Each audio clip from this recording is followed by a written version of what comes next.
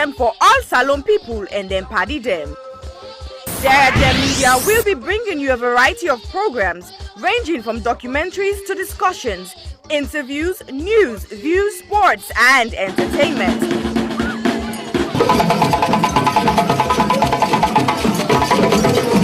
Our programs will contain matters on development, governance, the economy and issues that are of importance to Sierra Leone. So, no left BNO because we get Bebe program then like Salon discussion, meets the ministers, the president's hour and the Gladi program, Look Me, I Look You. All this they start soon na www.sierragemmedia.org. Now who's tem these?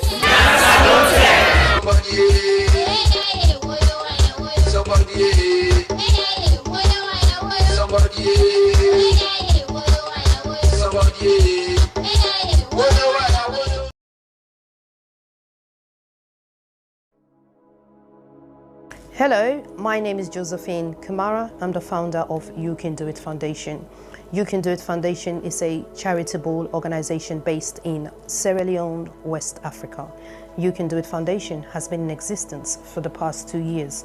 We have been fighting gender-based violence against women and girls within the community.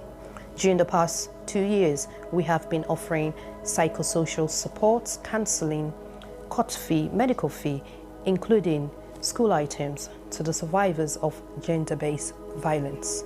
However, during the lockdown of COVID-19, report received and confirmed that rape cases among a minor has increased tremendously within our community. Because of this, You Can Do It Foundation has secured the land to build an accommodation for the survivors of rape. However, this may almost become impossible without your generous support. We need your help to build this home for the survivors. Your help could be in cash or in kind.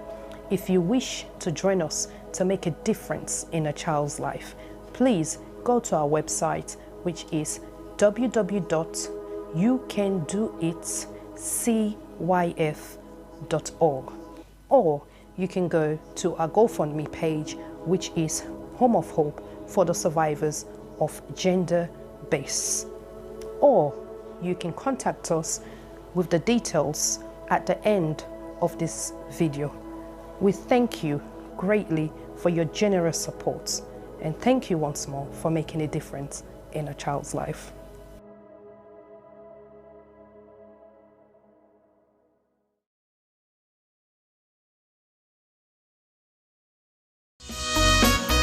Hill Valley Academy is a school that provides the very best opportunities for our students to develop, grow, and mature into young adults who are encouraged to become patriots as well as global citizens. We have high expectations and ambitions for all our students. We provide a caring, supportive, tolerant, and challenging environment in which all individuals can grow and flourish. A graduate of Hill Valley Academy is a well-rounded human being capable of making the most of what life has to offer. We actively encourage academic excellence with a sense of responsibility. We look forward to welcoming you to our school and to meeting you in the not too distant future, because together we achieve the extraordinary.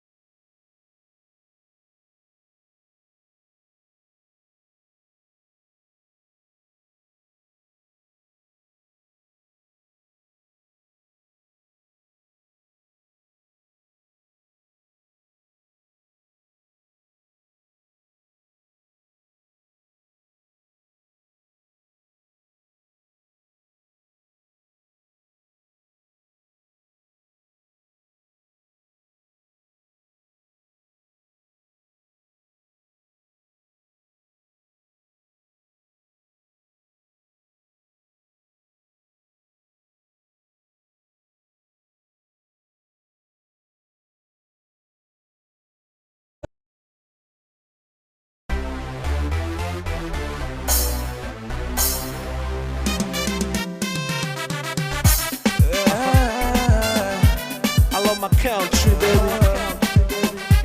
Sweet alone. Sweet alone. Now we're going this. Cloud Diamonds.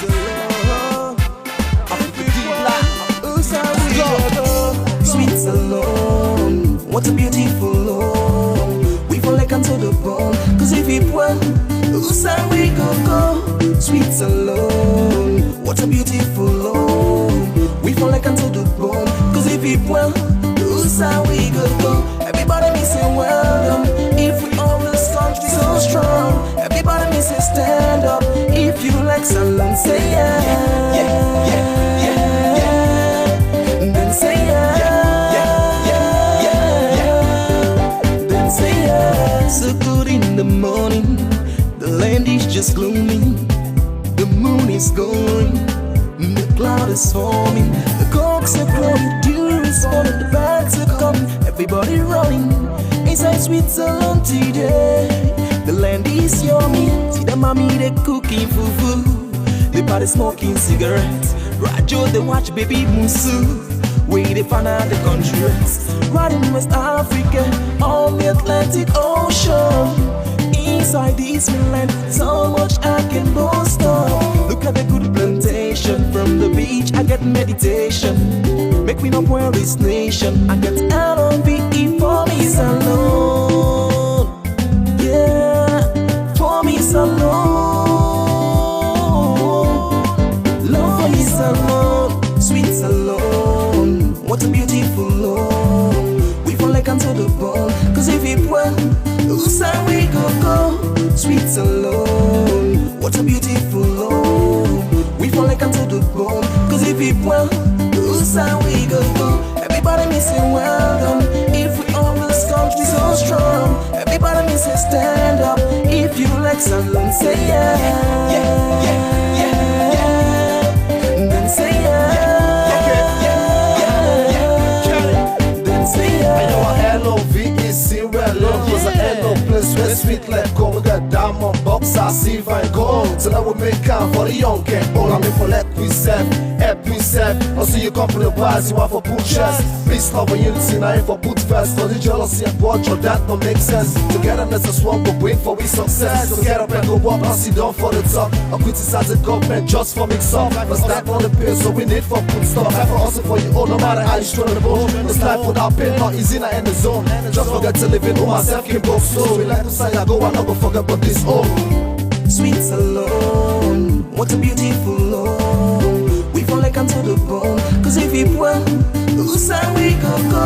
Sweet alone, what a beautiful love. We fall like unto the bone, cause if it were, Insai we go.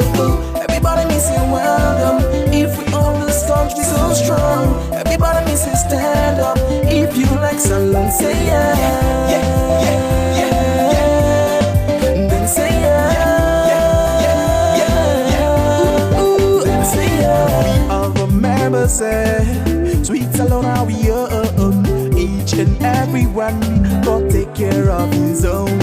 We all remember say, this country now we each and every one for take care of alone. I will exalt thee, realm of the free. Great is the love where I get for so long. I got enough track of one for maintain this my land. No matter the situation, I get love for so long. I got enough every day, no day pamphlet. Blessing up picking go school, make it go land the boo. I don't owe me all like farmer, put the country part up for any attack. Me the way me boo. I got enough every day, no day pamphlet. Blessing up picking go school, make it go land the boo. I don't owe me all like farmer, put the country part up for any attack. Me the way me boo. Sweet alone, what a beautiful love. We fall like unto the bone, cause if it were, Insai we go. Sweet alone, what a beautiful love. We fall like unto the bone, cause if it were, Insai we go. Everybody me say well done. If we always country so strong, everybody me say stand up. If you like salon, say yeah, yeah, yeah, yeah.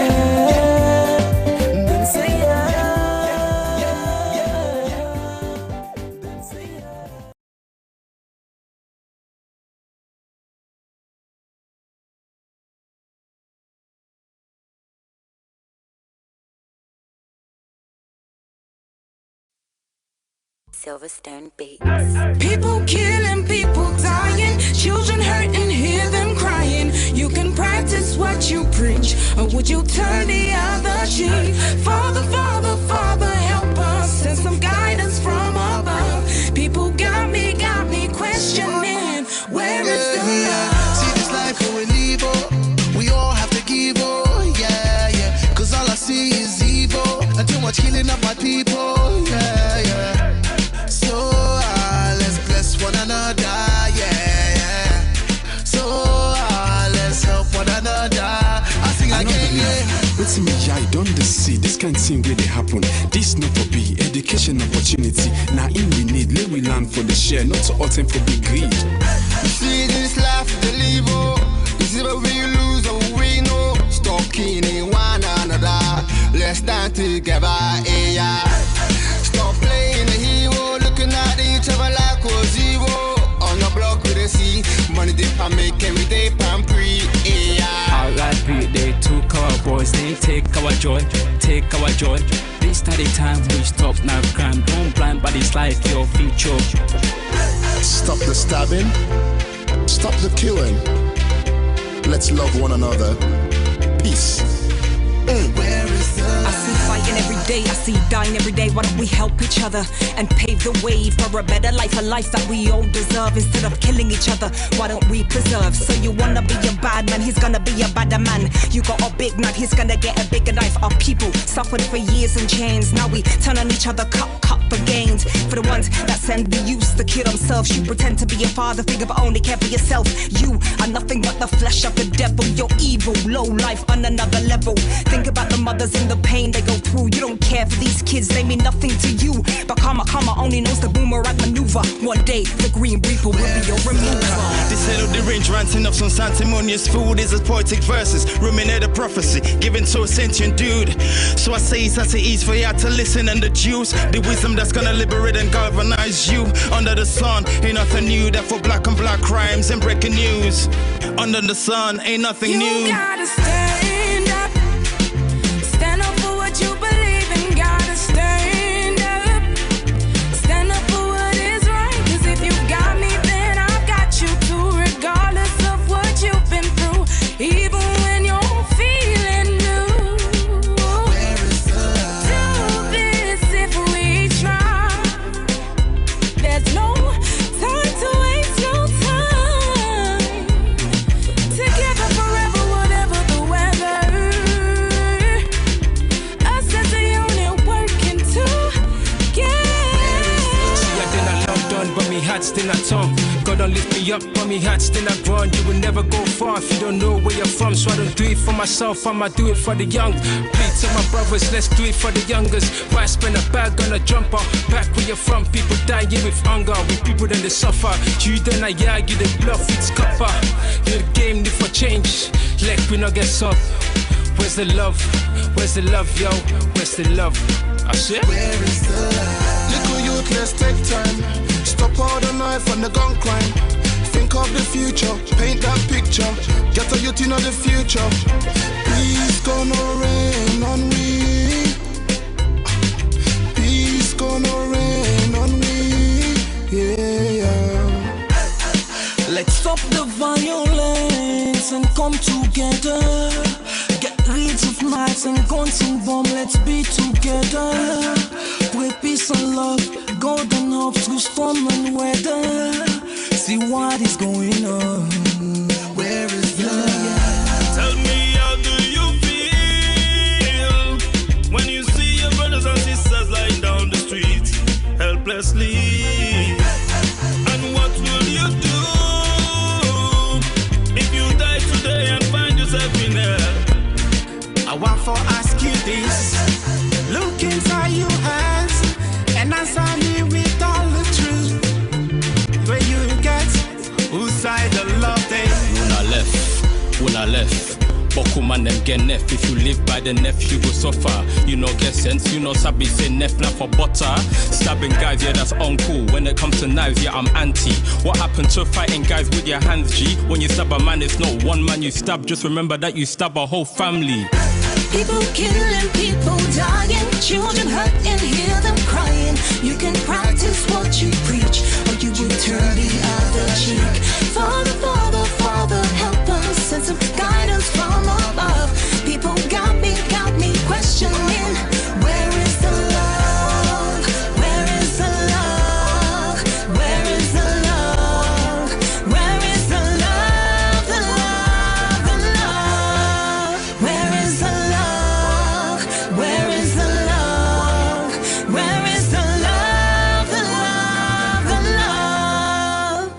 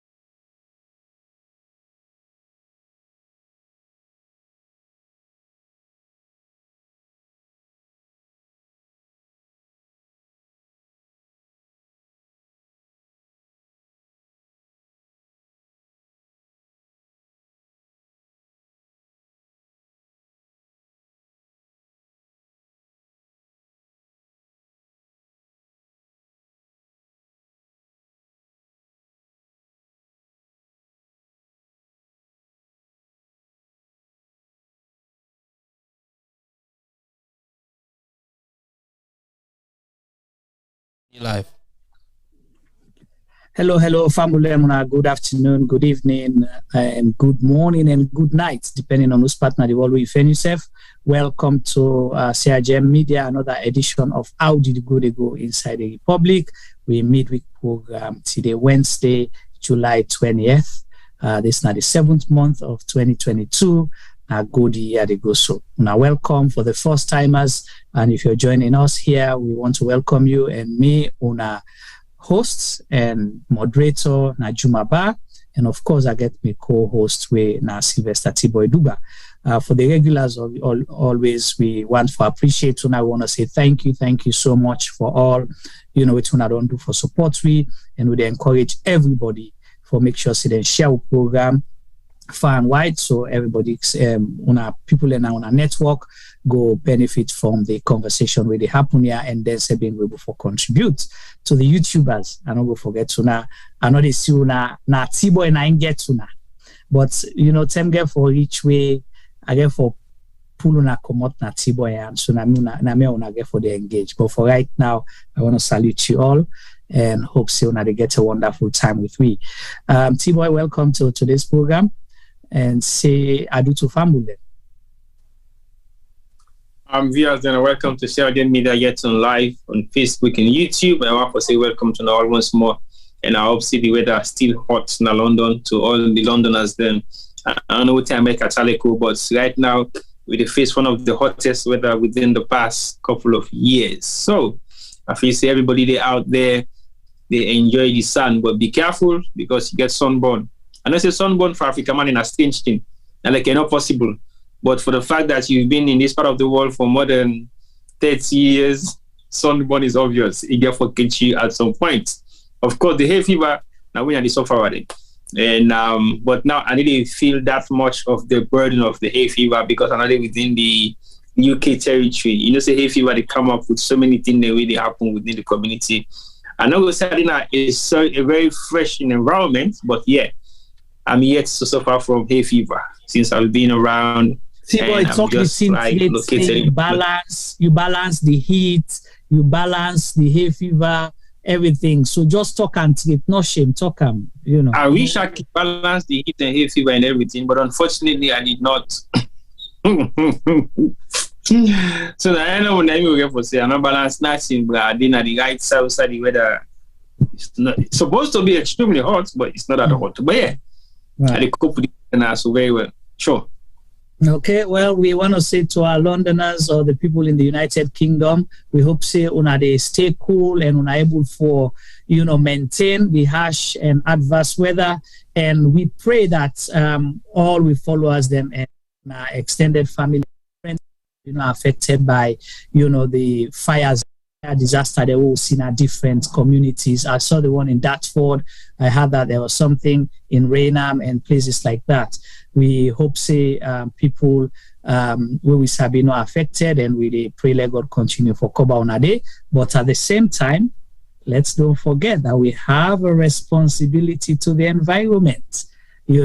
Always we can talk now. Some of those things you get the impact right away, or some of them are down the line. So whatever you can do to save the environment, do that so you will minimize the negative impact of climate change to we now and to the generations yet unborn. So we have a duty to that. But we'll talk about that in subsequent programs. T-Boy talk about, say, sunburn is real. When I see my face, I get patches.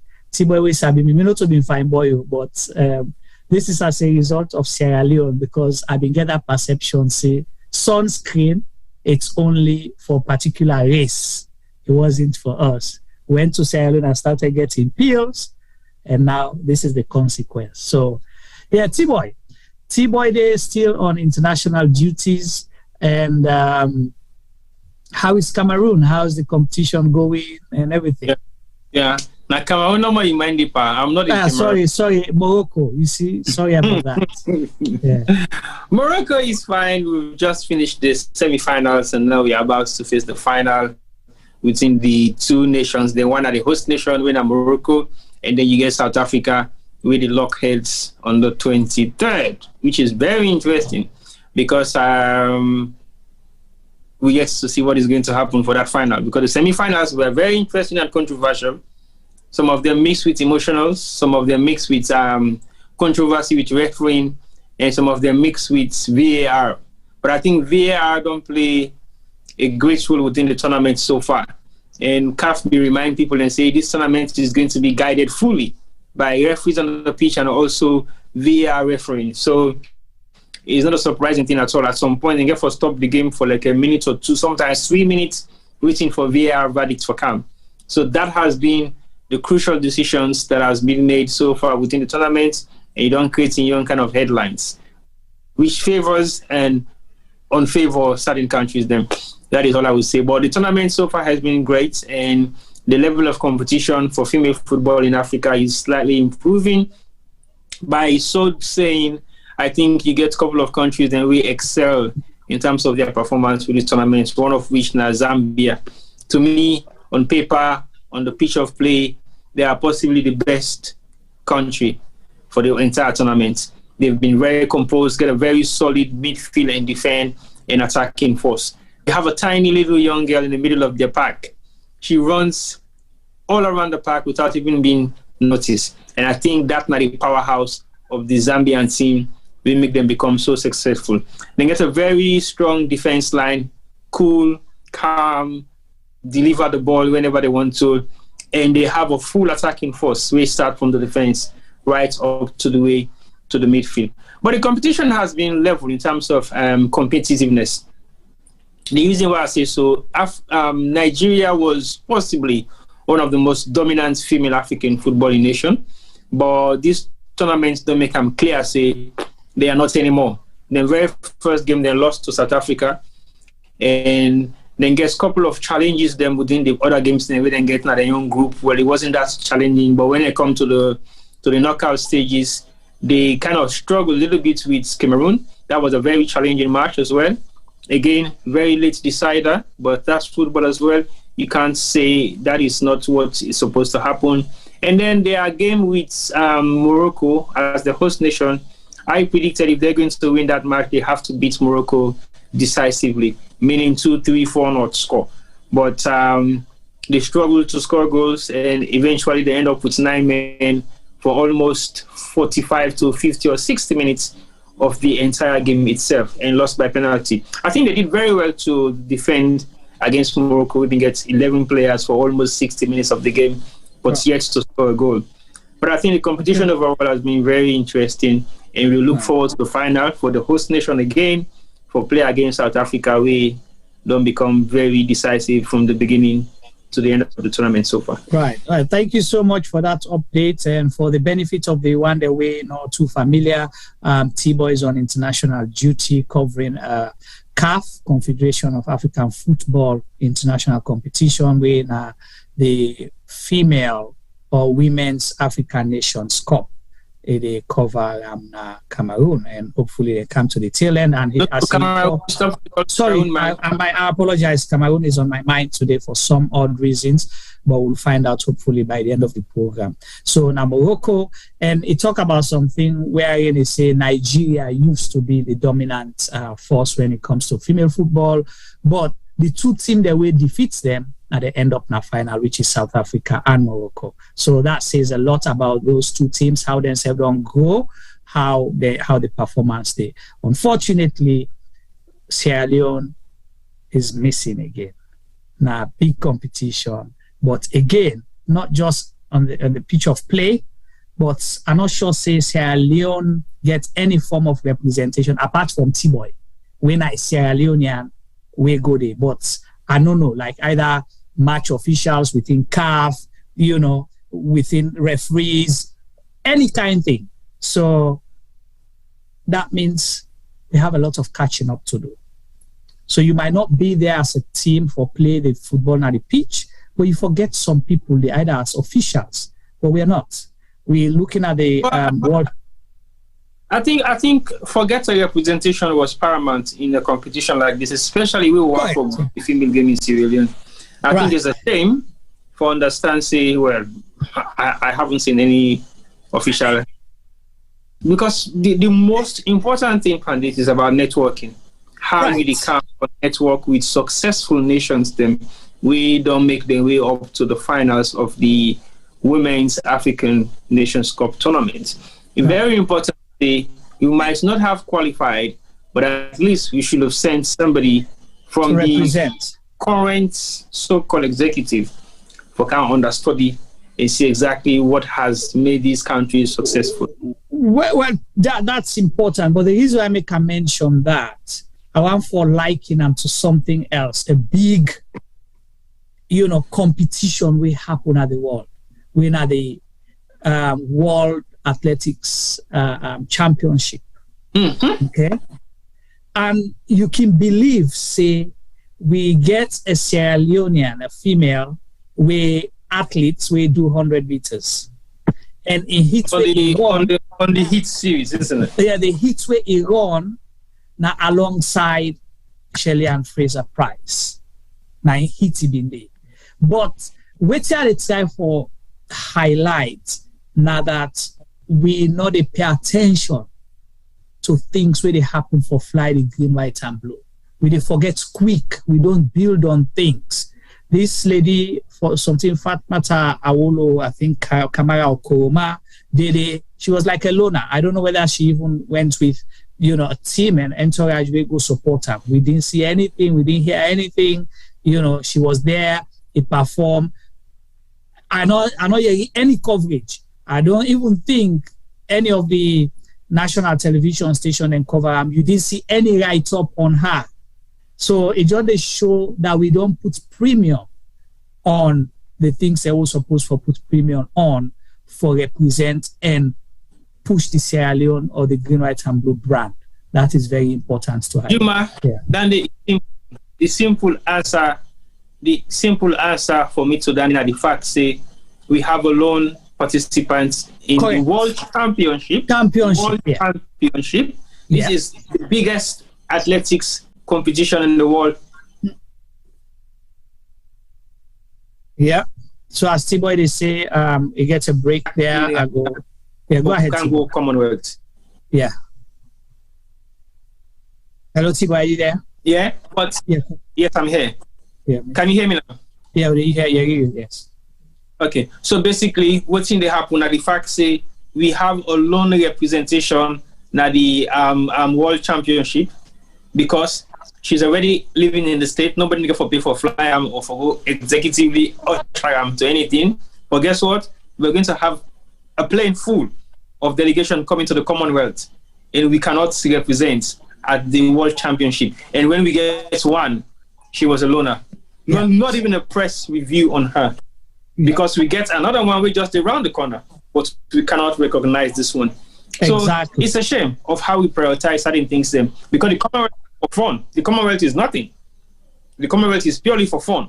Anybody that comes to the Commonwealth, yes, you might make the records, but you might make the grades, you might make the participation to compete, but the Commonwealth is not being seen as any major kind of competition where we get international audience. The Commonwealth is just countries put together. Now, like we say, even the European Games in athletics is bigger than the Commonwealth. So I don't see how we cannot facilitate or how we cannot showcase or amplify a representation for 100 meters. A Sierra Leone. A lone participant. I like that word. A lone participant flying the ground. She was a lone participant. No support from anyone. No coverage. No highlight. Maybe there's support, but we don't know. But there is no media coverage on her. Well, that's what I mean. So, and I don't think if you say she lives in the States, meaning say he go there, he want for participate, he wear the green, white, and blue. So she was on her own. You are on your own. Do whatever you do there, or you not get for win. It's not about winning. It's about representing. It's about flying the flag. It's about brand. The brand is important, but I think we should stop just participating. That is why. No, I understand. I understand your point, but that because is why the mentality is you not get for win anyway. So it's not that she has to win. But that's not the mentality where we get as a nation where we need for stop. We just need to stop participating and start winning. And the only way how we will win now if we have the entire nation's support, politically, physically, emotionally, financially, for backup with athletes that will get all over the world. Because it costs a lot of money to get them trained properly with the right gears, the right equipment, and the right environment.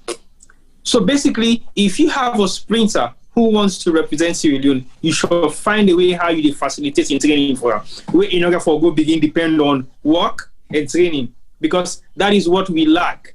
Every professional athlete we'll go into the technical side of it and development, and we'll discuss sport specific.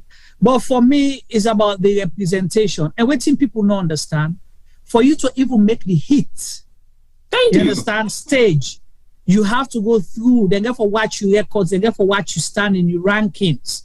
You understand? For you able to make that. There are big athletes that were not even able to make that hit stage day first. They're not because they're not getting the qualifying time for make that hit, for going at the hit. You know? So if this person, that means he gets talent, he not able to prove something, and we were not there to support her. She was alone. And competing against the world best, somebody who don't win and now 5 times. Now they run at the same time. You know, this kind of platform that they don't get just for letting highlight Sierra Leone if we've been there around them, you know. But anyway, that's now for another program, but we just wanted to highlight it in line with waiting T-Boy the talk. So for the female football, we will not get any representation. It's a shame. I doubt we're not even able to pay ticket for one person for go watch. But like what T-Boy say, Juma, okay, I didn't make this statement, but I didn't make the reference. I've just been told that if we've been sending a presentation for God watch the AFCON and we've seen a waste of money. But guess what? The SNA, that now the Sierra Leone, NSA, National Sport Authority, don't send a delegation to Belgium. Well, that's what I'm telling you. So, then total, I see them. Then they so how you going to say that in our investment? Yeah. Thank you. The National Sports Association don't send delegation to Belgium for go understudy what I don't know, but they are there now. So I beg. And they've been there for almost 2 weeks now. Almost 2 weeks. Yeah. Something that they can do whilst they're in Sierra Leone because it's about networking. So nowadays you got to go physically network for you for know exactly what's in the happen or how you facilitate things in your country. I bet to differ that. But again, if they had a representation for the African the African women's tournament, at least it will make sense somehow. Because one, we don't so-called say we have a new executive where they can understudy and put the league together. My concern is, if you don't get this kind of platform for set up this new executive and you don't put some money, then you should have somebody where we can watch for see the essence and value of female football at the highest level in Africa. But guess what? But then go sell a representative for go watch the World Cup, but not qualify.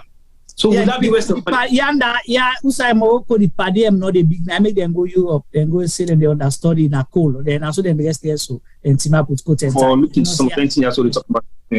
Anyway, then we go to we program. Before we start to program Fambulem, today a big day na ya. When I say big day, we get birthday celebration na ya. So we want follow and help you for celebrate. We get somebody we don't qualify for getting driver's license for the first time. So over to you, T-Boy. Announce for we. Now, driver's license or qualify for getting first pension allowance? No. Now, driver's license as far as me concerned. As far as me concerned, if you go on and sign out that now you. Hey, if they hear driver's license, the only pension no go on a pension still you don't reach now. So look really factual. I mean a driver's license. I will take the pension no, it's not driver's license if you don't take. I mean a driver's license. We're family there. I know say una we following our Facebook. Family una we following our Facebook. Una for understand say we over in self of charity. Is celebrating bad day. If you see in New Year court, say where you say you go left boy thing. Me na the photo I qualify. You know how much people then text me for that photo day? Yeah, well you know text. You know how much people then call me? Text me. They ask wow. Now Femi Daddy, you sure say now Femi? I say yeah. So continue, T-Boy. I just want to highlight that. So basically I not be realize everything at the birthday. Now the picture messages the way they begin copy the paste to me. Say, so now money birthday today. And I say, okay, no wonder the haircut. The haircut just said it all. But to be honest, when you grow mature, you decide for make you here too long.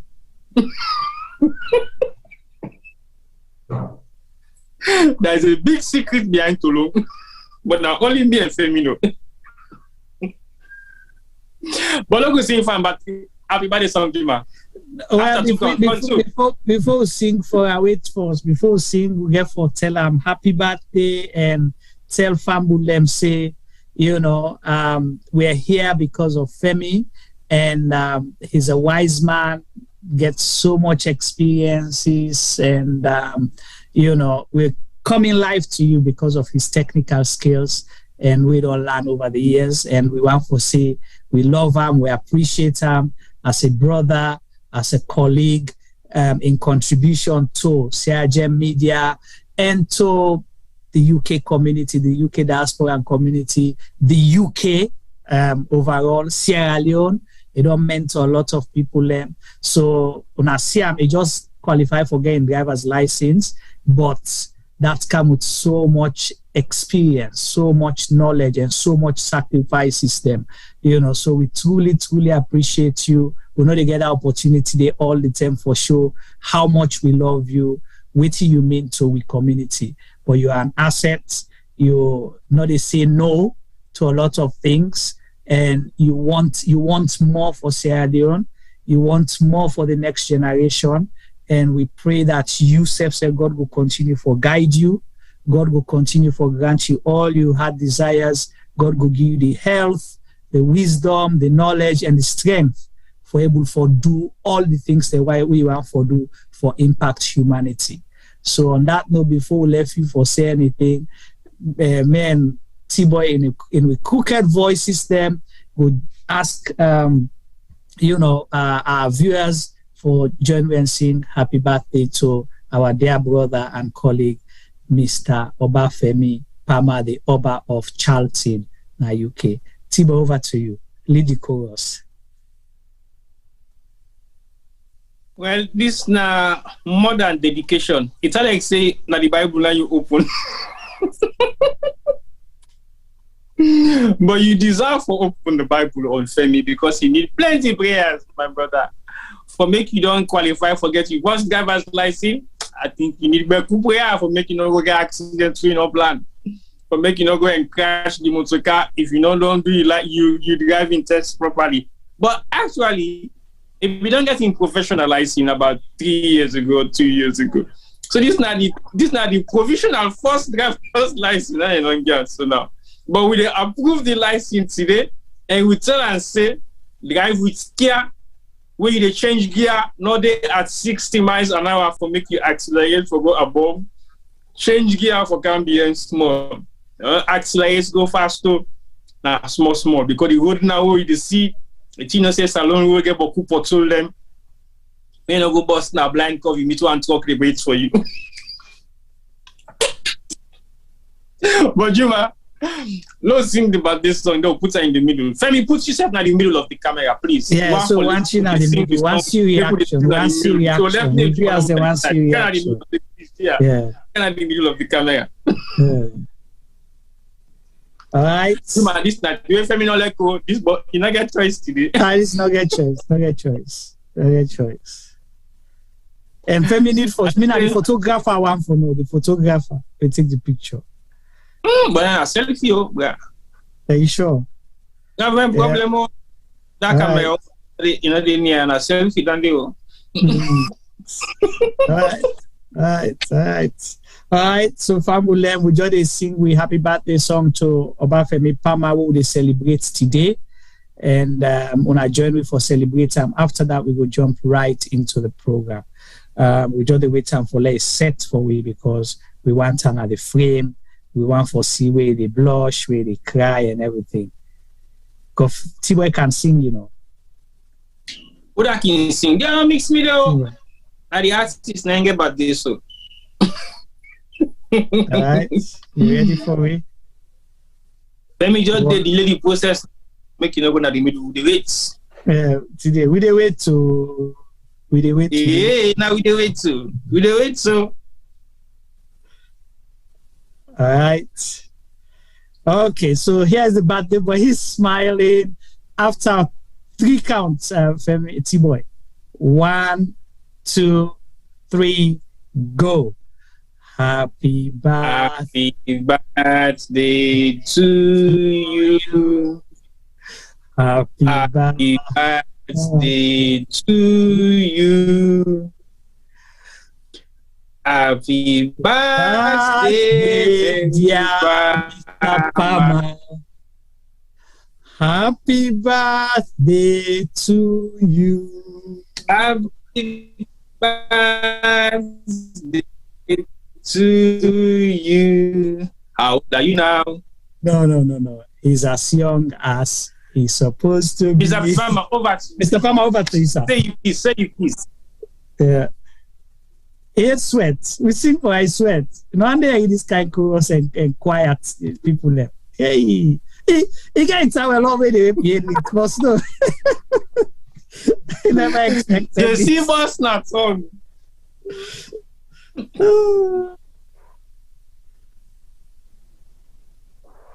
Hello, Juma. Can you hear me? Loud and clear, Mr. Palmer. Yes, sir. Really, until I get for send on go school. For go learn for sing. Yeah. Because really and truly, that was we compose that song the right now. I got the turn nine grave. But that just show how successful the song go. Tibo go feel to see. Tibo go lie say network na outside not to Cameroon and Juma. Also you put Cameroon today. Casablanca. Na Morocco. No, me network. Tibo go say na network na Morocco making us be sing. Juma, you no get no excuse. But that the hits the money you. Anyway, no, thank you guys. Thank you guys. Thank you for all the provoking. Thank you for the singing. Thank you for the birthday messages. I'll get to my back. And to reviewers, they already say when they send messages to me. Thank you. The one that we call me personally. Thank you. The one that we wish me happy birthday on WhatsApp, on Facebook, on on LinkedIn, on Instagram. We tell her thank you, and thank you for all the prayers and the best wishes. Igladi Juma. Right, thank you so much, and we hope to get you here for centuries and centuries, so go do more good things then. All right, Fambulem, we don't reach this point. We don't bring some preamble for now. We don't joke, we don't laugh. Let's go to today's program, how they go inside the Republic. We program for today. We want to cover a few things. A lot is happening in Sierra Leone, but today we want to begin with the money wahala at home. Okay, the much talked about new Leones. How then they can bring some kind, I don't understand, psychological, at the type of any terminology, where Tiboy Uncle Giwi, we say, change nothing in our pocket, change nothing in the market, we will give the psychological thing for low feel say we money don't get value. All right. So finally, them boss out with this money. But one for look at, we give them a few weeks for see waiting, the reaction will be and how people go relate to the money. So we don't begin get some information from Sierra Leone. And please, una waiting at the chat group as well, where they watch we, una share with now experience, particularly una with the salon or we just come out salon. Waiting on our experience with these new Leones. Firstly, we don't see videos going around that people are, then they confused, they're able for relate and know the difference. But I will shout on certain dangers where me think say or concerns where they behind this money. But I want for me colleague their views first. Over to you, T-Boy. What's your first impression? Because you're not even glad for this money, man, because you be the jealous Femi say Femi you lost in millionaire status. So over to you. Well, right now, let's just make one apology. My network is not that great. I start for make sure say I get a better network sadly. In regards to the money, I think I listened and I saw the bank governor firsthand when he was in London a couple of weeks ago in terms of educating people about the money before the money was eventually released. But if you remember, I go through this money program here a couple of months ago. I specifically told you that it's coming out anyway. Now the timing that will miss because we be the say they come out that December, they maybe they say not independent, but I think there was some amount of delay and so make it not come out in. But I will know for sure see the money they come out. But when I listen to the governor in explanation for making able to give you details of what are the essence of this new money, what are the benefits of the income, and some of the reasons then why it feels to say it was necessary to introduce this new money in a salon, I was really much concerned because these are in words, the not of me words, exactly some of the things that we in say. Now I go on for quotes. One are the facts say when he made the announcements to say we are going to print the money, he was not ready. He had no plans. He had no moves we don't put in place for say these are the strategies that I'm going to use. So he made the announcement just to scare people off taking money out of the Bank of Sierra Leone, even if we just say they happened at a particular point in time. So that was where my first concern was raised. And secondly, when he further on say, one of the major concern now for minimize the use of physical cash transaction. And I'm thinking, we don't yet have the facility in Sierra Leone, not even properly in African countries anyway, but in Sierra Leone to be specific, we don't have that facility structure-wise, infrastructure-wise, technology-wise, for make we use less physical currency and we transact more or less on banking transactions. That was practically what he wanted to introduce to Sierra Leoneans. So now I make it say, printing the money is not the issue about the money being in circulation, because according to in reports, the money we then print for serves alone, according to records, for the next 5 years. Even that record may to me not correct, because based on the records of how salon spending spree be done there for 5 or 10 years back, that has changed drastically. The amount of cash transaction in Sierra Leone is now like a norm within the past 10 years compared to the way how it been done there 20, 30 years down the line.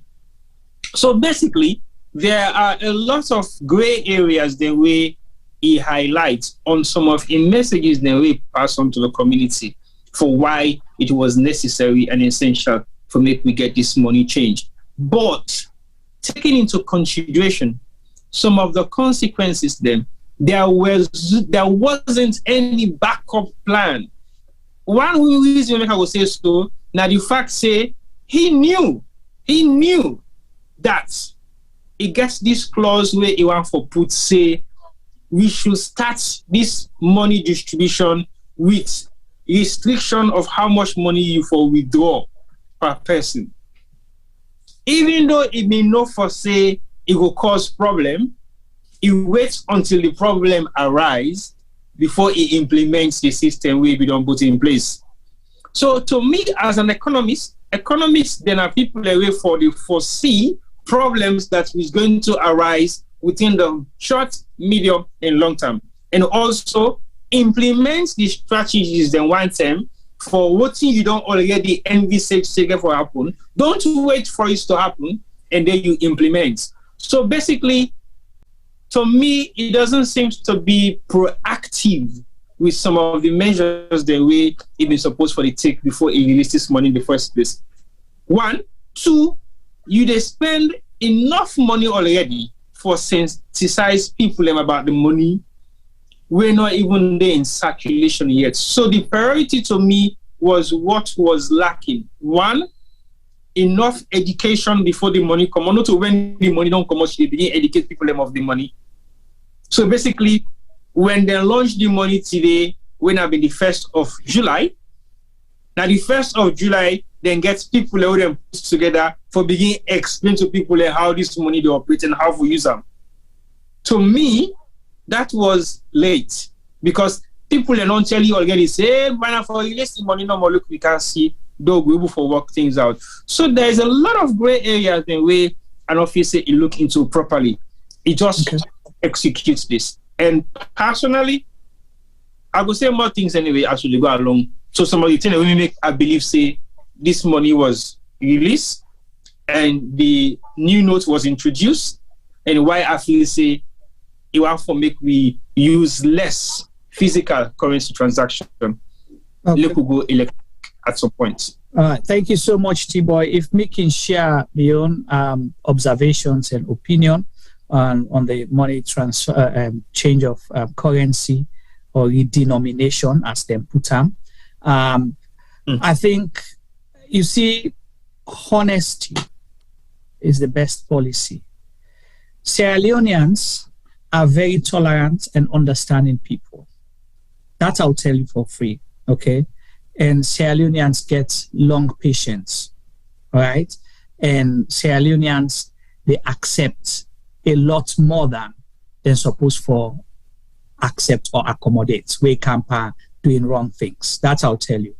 So off the block, I will tell you straight off that the intentions of doing the redenomination to waiting and preach to the public, they contradict themselves. They were not honest from get-go. There's so much deception in it. And wherein you get things like that, where it come for, make major economic policies, changes, program shifts, things will go affect everybody. Now, every quarter, be you millionaire, be you poor person, everybody, they need money. Everybody depend on money because we are a cash-based economy. We deal with cash for do any transaction. Every other thing is less than 5%, so that's in a non-significant force. Okay, now very chosen few go depend on non-cash way of transacting business, services, and whatever, or then kind of buy and sell. Very few people there. One, so because we're not used to it, that's not our culture, But if you come, you claim, say, you're a professor, and you don't grow up as alone, you understand the system, 1. 2, you don't dare na other part of the world, 3, you don't do research where you don't serve as research consultant for international institutions now other countries them. You don't do study other case studies them and see what now then challenges and best practices. You decide for camp fumble like this. It's like you deliberately want to create a disaster for the country. Now, like when you say according to what you listen to what you do in press conference or program in the UK, that's not been thinking through. You just think no more say, if we do this psychologically, we don't reduce zeros, people then go glad they say, hey, now not to 10,000 Leone, so not 10 Leone or 1 Leone. Yeah, we don't do very well. No, the people are not stupid. They are not stupid. They are tolerant, but they are not stupid. Now you roll this thing out without thinking how it will affect you, self, and you, young government. And what would you want to be remembered for as a bank governor? The bank governor will create economic crisis in the country, or bank governor will help for rescue the economic disaster where don't they happen. Why do you have to change if you don't need to change? If you know the value is not going to be affected in any shape or form, why do you just need to remove zeros? Is it just because you want to say we save what we can with government, we print new money, different money than the what we've been done there before? Why do you need to do it? So that's the first thing. So for me, the deception part of it is what I don't condone. And you come to the education. Let's take, say, a go extra step. Is UK the only diaspora base where they transact na salon, where in need for educate? Was he in the United States? Was it in Europe? Did he engage other diasporan countries? Nothing like that. So he was possibly fortunate to be in the UK for something else. Then he said, I call this meeting for justify me day one Nayasu. That was all. And they called who? Family members, friends, loyalists to the government. Did they do it na Sodok? Na Sodok unaduam? Tibo, you cover them. Was it in Sodok, the event? No, it wasn't in Sodok. It was done at the university in Holborn. Thank you. I think it's the University of African Studies or so. School of Oriental and African Studies. So how many people, where inside majority of Sierra Leoneans, how many people they cross the bridge for going to Holborn area, let alone to the university? How many Sierra Leoneans go there? If you wanted to do it at a university, why didn't you do it at London South Bank, where Elephant and Castle, majority of Sierra Leoneans live in the southeast? But you're going to almost central London. You didn't do it there. How many halls them? Even when we been during the past government, where them been try for talk about diasporans, engagement and all that, we then come with banks and they encourage people then for begin to banking in Sierra Leone. Where did they hold the event? It was at Walworth Road, the church. Walworth Road Methodist Church. Yeah. Right, and then they attract a lot of people because people be want for engage economically for begin open account, so then we send disposable incomes and all of those kind of things. You went to SOAS. So Nanek, I tell you, say, he was not in the UK specifically for that program. It just tag them along something else, but then they will go write on a report, say, we sensitized and educated Sierra Leoneans in Sierra Leone and out of Sierra Leone. So deception, number 2. Now come to the money. You need for educate diasporans where you not even educate the people that we get for serves people, the one that we get for serve, the banking institutions. The danger we then get right now, bankers not even understand the money force. And I'll challenge you right now. You have people, the dollar right now, waiting. Now the same rate the dollar they are supposed. 1,300, 13,000, right? The same rate. So it's supposed to be with the new currency, it's supposed to be 13 point something, right? But the bankers, them they miswrite first. Then they write 1,300 instead of 13. Then the systems that we then get within the banks themselves, not even they add. You understand what I mean? Like how you say, they not create the platform then for waiting. So because then they put figures, so what you get for can end up, then the whatever they get balance sheet or whatever, you not get for balance. You need a balance now the banks them first. So that they create a whole different problem inside the banks them right now. But okay, these are the institutional challenges. And then T-Boy, just before he come in, they try for do two things at the same time. Now they don't introduce new money. Then they can try for introduce the SWIFT system where people for begin that cashless kind of thing. They force people in that way they for transact business. The people away for help if you go to a bank right now, which you forget somebody there, if you they struggle, we for able for guide you. They don't understand nothing about this new money force. They are struggling. So if they are struggling, what do you expect from the possibility out here? La lefande for that, I will tell you other things that we may get concerned with. Carry on. Well, to be very honest, I hear what you're saying. And when you look at some of the planning before the release of this new currency, I think there was none. Just like you say, the banking system don't understand the system of how they're able for datarize this particular money we don't introduce, because even the bankers then they find them difficult for actually put the figures then together, because their systems haven't been changed to adapt to this new system. I don't know how you force a whole country for begin go digital when you don't even get proper digital system at the banking system itself. Because how many banks and then are salon way digitalized? How many cash point system we get in a salon way effectively to function?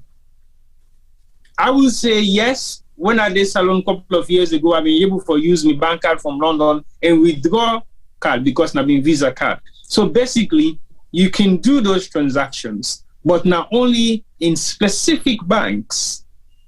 Not all the high-speed banks that we get in a salon, they do that. How many cash points that we get in the country are available for cash dispensation? Do we have cash machines in the eastern province of Freetown or in the eastern part of Freetown? Do we have cash machines in the central part of Freetown?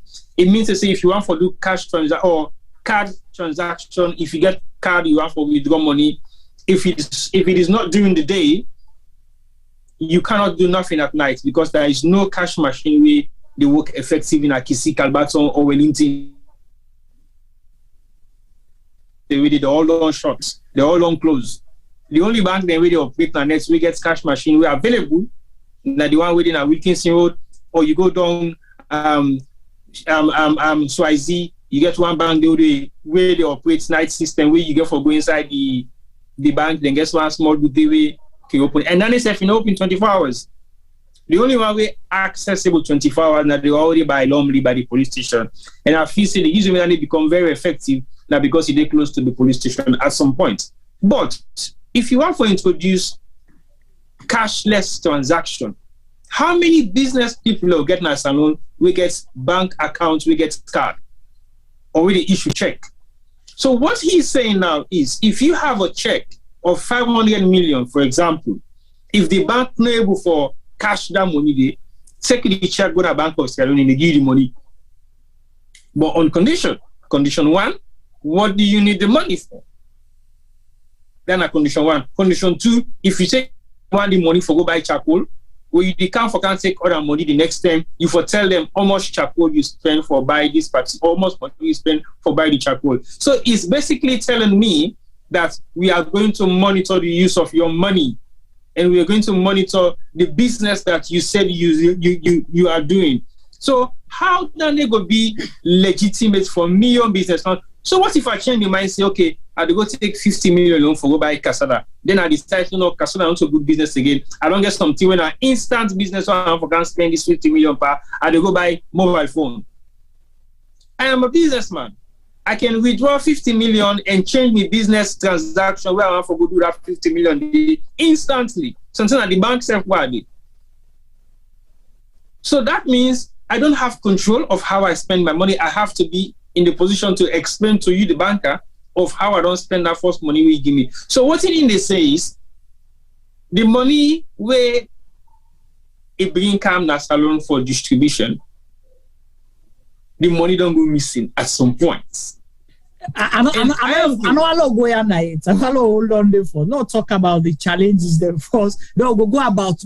I ask question who side the money there. We go on that but hold on there first. I want to see because the challenge is there to me, Juma. Yeah, it plenty. Yeah, hold on there quickly. If Femi get anything we want to add. Hold on there quick, Femi, and I want to let you tell me if you get any opinion on this.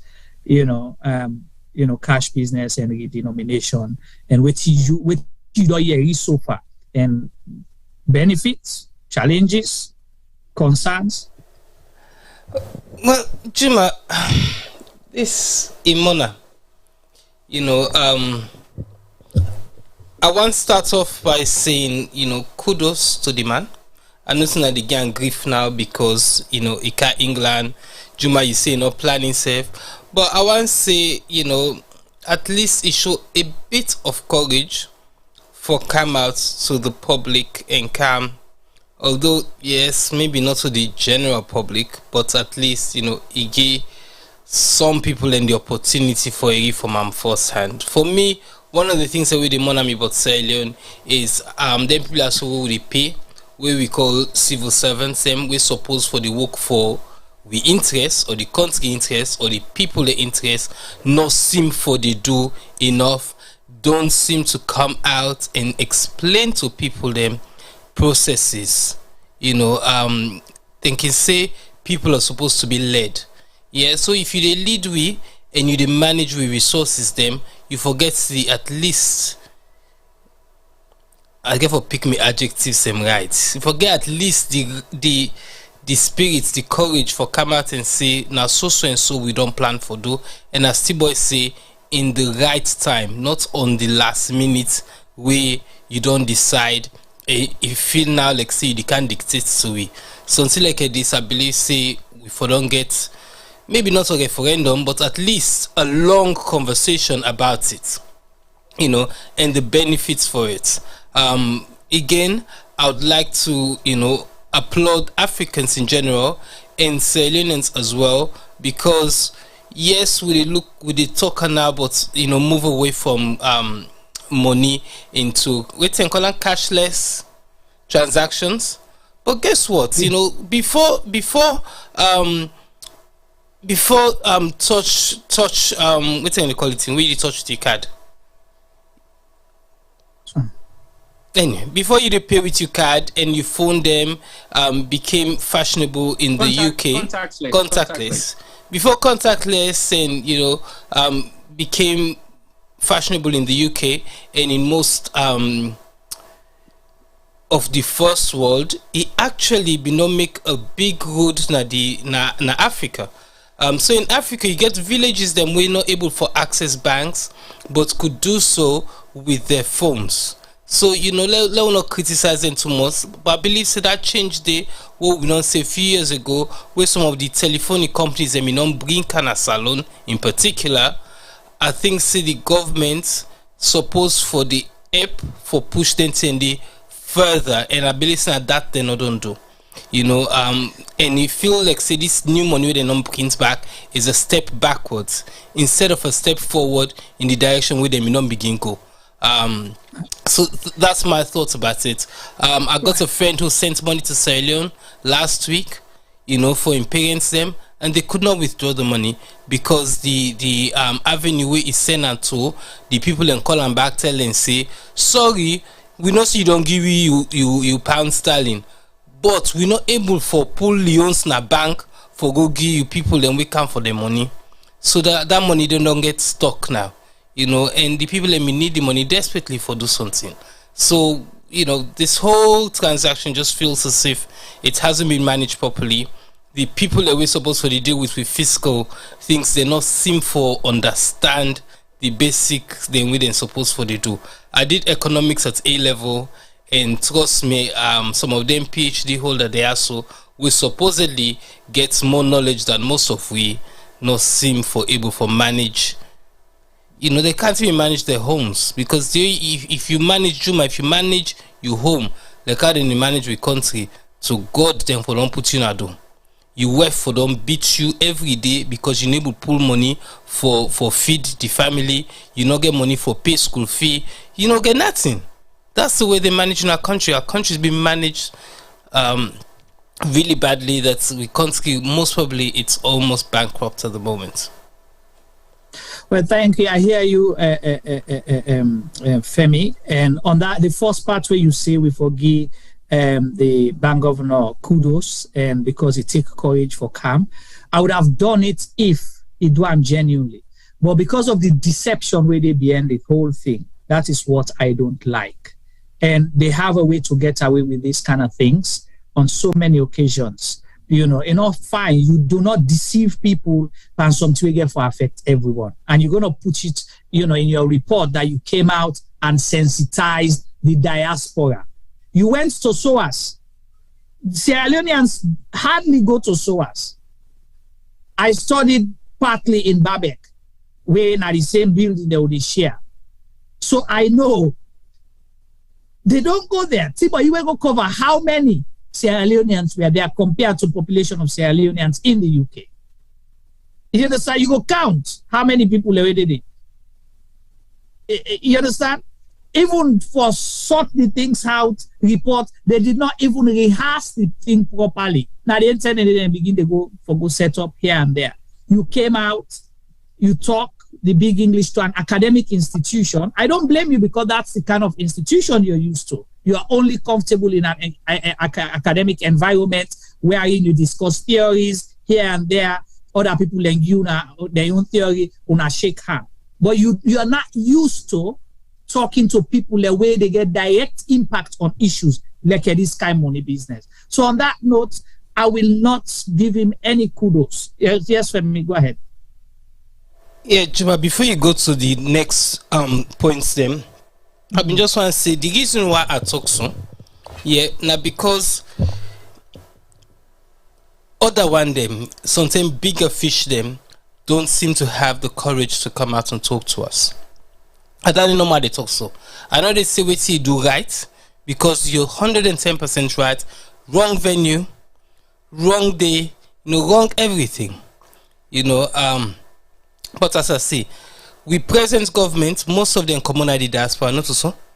They're proud for the talk and say, Nayanda will come out. Even the bank governor where he come, we talk say, in I'm in diaspora. He is diaspora. Exactly. So they don't, not to say they're diasporans, but they're proud of it. But guess what? From where they don't kind of power, almost here don't pass so. It's coming. It's 4 years now. 4 years. You want to tell me something I don't know whose country they don't come, where they can see them, they can address the general public. And they talk about where they can make them, then really party them na corner. Where they address the general public in that country they. In England, I don't know. Something boy you know. But in America, have they gone to Australia? Have they gone to countries in Europe where they get a town hall? For me, you know, the last post we do very well. Na President Koma, where he came after we win the election, he actually came. Na Damilola Taylor Center, you know, and there was hundreds of us. The hall was packed full. Everybody one can see what he get for see. Una we come on the diaspora. We're so proud to come on the diaspora. In 4 years, you haven't been able to have one town hall who na go address the people. Now make us see something in the shame, something in the afraid. I don't know what it is, but now make us see at least this guy try a little bit. That's all I'm giving him credit for. Over to you. Can don't me other points there. Now we've been talking. They just don't care. One and two. He went to in comfort zone in an academic environment. That's why he chose SOAS. So then go include them now the report, the newsletter that the bank governor comes. So he go use that as success story for him. Success story for him, but not actually engage the people that we need for being engaged. I make aside the thing, T-Boy, about the people the way they work at the institutions. If the institutions the way they keep with money, where they deal with money, where we for trust with money, not able to forget the education. for understand how the money they operate, how the common man out here where they deal with the money on a daily basis, where depend on them, like your friend that you just highlighted. Imagine if that was an emergency situation that they needed to send money for someone that needed urgent surgery or something when a life and death situation. What would have happened? Because they only depend on that money because they're not able for end drip. Okay? Now the common thing that they call, so they're able for end drip by a family member because the doctor, they wait for the money. Now you're trapped, your money is, you have the money, but it's useless because you're not able to reach the end, the required destination and for the purpose where it's supposed to be. Tiba, you begin highlight some of the, challenges them. You talk about shortage. So if you have a policy, and sometimes I feel pain because I don't understand why people are supposed to be so wicked. T-boy, the reason they say this, why do you create policies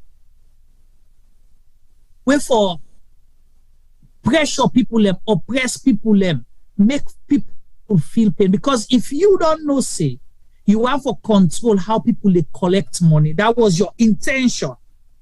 That if I put 50 million, where I go, you need to give me 50 million, you will negotiate to give me 10 million or 15 million or 20 million at most. Why do you have to create that policy in the first place? T-boy, I don't understand. What's the logic behind it? To me, like we did say earlier on, I think it's about introducing cashless transactions. Yeah. So basically, if they restrict you cash withdrawal from any bank, it means you now resort to cashless transactions. So basically, you can still transact millions of leones by not actually physically exchanging the note itself. So what he was trying to say is, primarily, if you want to pay somebody 50 million, you can write some 50 million check. So when you send that 50 million check to the person will go to bank, he paid the 50 million into your account. So you don't physically have to hold the 50 million cash at hand, but you get 50 million deposited into your account. So basically, you can also use that same 50 million and pay somebody else 12 million. You still don't have to physically hold the money at hand. So now that's it want for introduce, but it want for encourage people and forget limited amount of withdrawals. But like you said earlier on, we're not just a country where they use cash transaction. We use them we use them every other day of our life. We know they go to supermarkets the way they only allow card payments. If I remember 5-6 years ago, when UK begin go contactless, you know how they start and force? Then begin start and force with you Oyster card. They give you an option for buy an Oyster card where you they top up. You get less transactions. So you don't need to go buy tickets to the conductor. Exactly.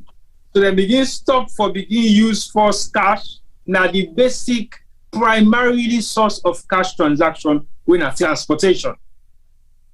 And if you don't use less cash for pay driver for you bus tickets for go Elephant, for go Oval, for go Vauxhall or Brixton, you now go, you top up your card. So people then begin find I'm very comfortable now for top up their card for the month, top up £100 and use them less. So basically, if you buy 1 day travel card, if you don't use them for the 1 day, you know go take them as a travel card. So you save slightly more. When people get used to that for over 6 months to a year, then they begin introduce them now certain outlets, then shopping outlets. They begin to encourage people for take Tesco card, for take Iceland card, for take Primark card. So they begin to encourage people for take card and put money per then card and they shop. So they begin to introduce them for like a year and then they now go to travel card. Then go to bank transaction with card only. Well, COVID can make not even perfect because they reduce the amount of contact in person. Now when you go to any kind of supermarket or any kind of bank or any type, if you not get card, they need to take cash payment from you. So you are forced to use your card. but they start them gradually. This is a system that we get all the mechanism there for make things right, but they not just instantly impose them. They start them gradually from top up to your Oyster card. Then you begin pay for things, and now you begin charge your phone with card. You begin do you top up now your electricity and gas with card. Then begin do contact lens. Contact lens before contact lens time to play, you don't go no more, you put your card and swipe, then give you receipt. Okay, fine. Then you use contact. You do contact, then give you receipt. Now you do contact without even no receipt. And even the contact, it gets limits. Some banks and they will give you contactless payments of not more than £150. If you do anything above £150, you get for put your card into the machine and then they issue you with a receipt. So they have structures in place. This is now a well-established nation where technically inclined, but then still not impose them straight away on we. They make them a gradual process. So people get used to the reality of using less cash and use your card. Right. So what Insai for do, they regulate the card system so much that even if you go pay with your card, you forget your card connected sometimes, maybe one of your mobile or devices, the way they verify who you are. Because certain amount of payment the way they make, then they tell you, say, allow your payments to go through on your app system of your banking system. Now on your banking system, extra code, now you email or phone or something. And verify who you are. So basically, it is mandatory for, say, yes, criminal activities, they happen online. We know they say they happen, but you still get a lot of regulation the way they protect you as a customer or as a client. Because what's in the happen now, if even they defraud you, then they're able to refund you money at some point. It depends on which type of payment you make. So for actually reduce the amount of fraud activities, then it tells you that you can either pay by PayPal, because if you pay by PayPal, it means that PayPal account you get has legitimate registration. So if PayPal don't refund you money back you to that dodgy website, then they chase that dodgy website there. Because the person will register that website there, he registered that particular PayPal account there with in right details then. So you're not hard to trace. So basically, they minimize the rate of fraud activities online. It happen, no. Not of us saying it happen, but they don't minimize them. But now look, we take Salon as a breathing ground. Yeah? We get people in our way, sometimes have been eating right steps. When they go to bank, how they go begin transact, say, I want to go withdraw 50 million because I want to go buy 10 bag pepper. Na Kuntolo. And when I go Kuntolo for go buy 10 bag pepper, what thing are they going to use for buy the 10 bag pepper to that village, but will not get banking system? Femi mentioned, say, the mobile companies then don't become slightly effective. It's true. But guess what? The mobile companies are now charging high amounts of rate for transaction. Yeah. So commission. If me want to go spend 100,000 loans na Airtel money, then they pull 20,000 loans from the 100,000 loans. That 20,000 loans in a breakfast or lunch for so many people. Breakfast or lunch, so now family meal that for some people. Of course. So now the mobile company are even exhausting the amount of commission when they take from the money they transfer for people. So basically, you rather now go do the physical transaction and you pay 5,000 or 10,000 for go drop the money to person than Airtel can pull 25,000 day. So it don't make sense to people anymore. So yes, it was a good device where they implement them. It worked very well because it makes transactions become a bit easier for people living in the provincial towns who are able to reach the banks and everything. But the percentage now in the cost for commission is also becoming higher. So they don't make them very difficult now for people and for rely on them anymore for transact money. So when you look at the challenges that where this money gets, it's plenty. And we got to begin deal with them challenges there also from the small scale, medium, and high scale. And you know they just case a number for high enders. Because the basic transaction really happen at salon every day. Now from the low earners then. Now low income. But guess what, T-Boy? The impact right now on the high earners, the privileged few. Because, with community, Not many people use the banks. So if for able for use bank, you can forget that they're not a privileged class, majority of them, okay? And I will address the other side just now, we'll get for can't get problem with. So now them people and they now then get 50 million, 100 million, where them for go withdraw, and then they go tell and say, will they give you 10 million or 15 million or 20 million? And now you're telling people that they have to go to the central bank for go collect money if the other commercial banks not get that amount, they're not able to issue that amount. They forgo. So it's not about you not wanting to make the funds available to the people, like you say. You want to monitor the people. You want to trace certain people. Now, I talk about deception. Because when they go so now, they have to take them people and then details. So now they want to begin, okay, you get 50 million. Who say put 50 million? Okay. No, but no sound that way though, because it specifically mentioned that say if you get 500 million loans at home, then they begin ask you say pull the money. Thank you. Well, you clarify how you did make that money. Sometimes you're a drug dealer, or you do money laundering, or you do fraud. So can you imagine if people then get 700 million, you don't keep at the house, how they will transfer the money for change now for letting them get some in cash in the new currency? So that is an issue. If you go withdraw a certain amount of money, they need to know which type of business they do. Right. And not just that, you for tell them how you spend the money. But me money get what I work for, I don't find very hard. And then now I want to go withdraw and for make I go do me other transaction there. And then if you don't tell them say you go buy cassava, now cassava you for buy. So somebody, I be talk to somebody some time back when this thing can become been confused where I see the memo about the what do you call it?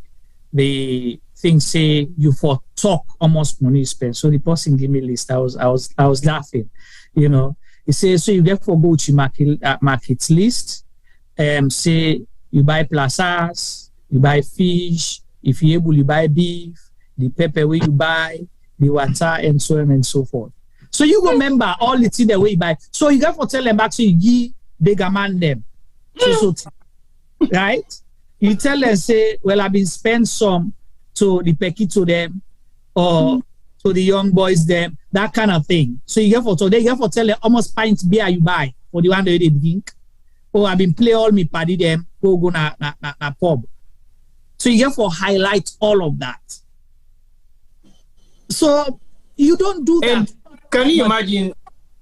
Can you imagine if the bank not know the rules or they not understand or they not get money for pay you because they not get enough money that involved?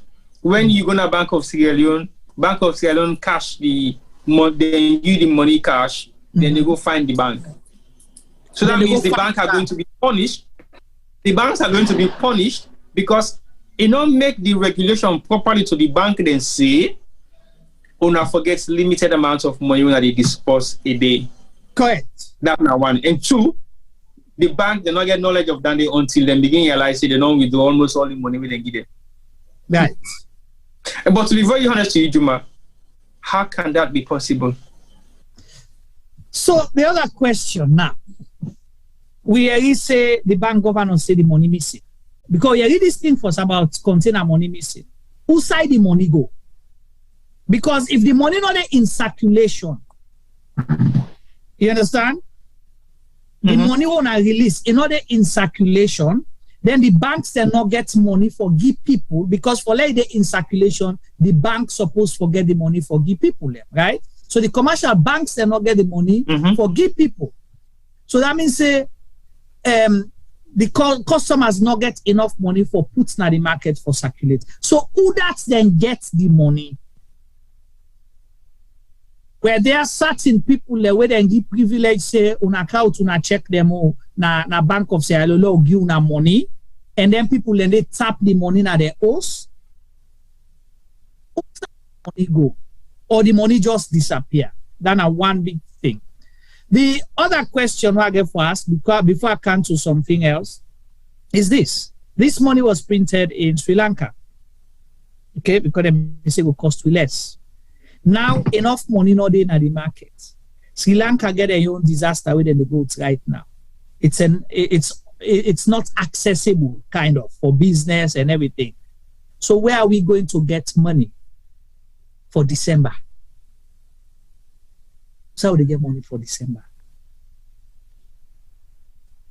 Well, Juma, me your other concern, if you print money now a country will not get proper monetary regulations, like Sri Lanka, already being classified as a corrupt state, how safe you feel to say when money will be in circulation? That is my question. Exactly. We will come to the risk for fake money.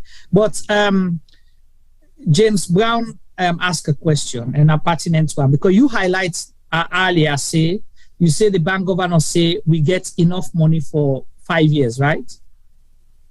We go serve Salon for 5 years. Yes, he said 5 years. So now James they ask say Usai he get the data for confirm say the money we print go serve Sierra Leone for 5 years, because you highlight earlier say now the need for money don't greater than what it used to be like 20 years ago. And the reason is because people purchasing power don't increase. Some man they work, some man they do business, some man want for bills, some man want for do this. So they need money for do their own things them. So the need for money it don't greater. So James they ask now, so if you don't print money for 5 years, so you get the data which you use for backup. Then if that is the case, how comes just within the first week you don't begin ration the money?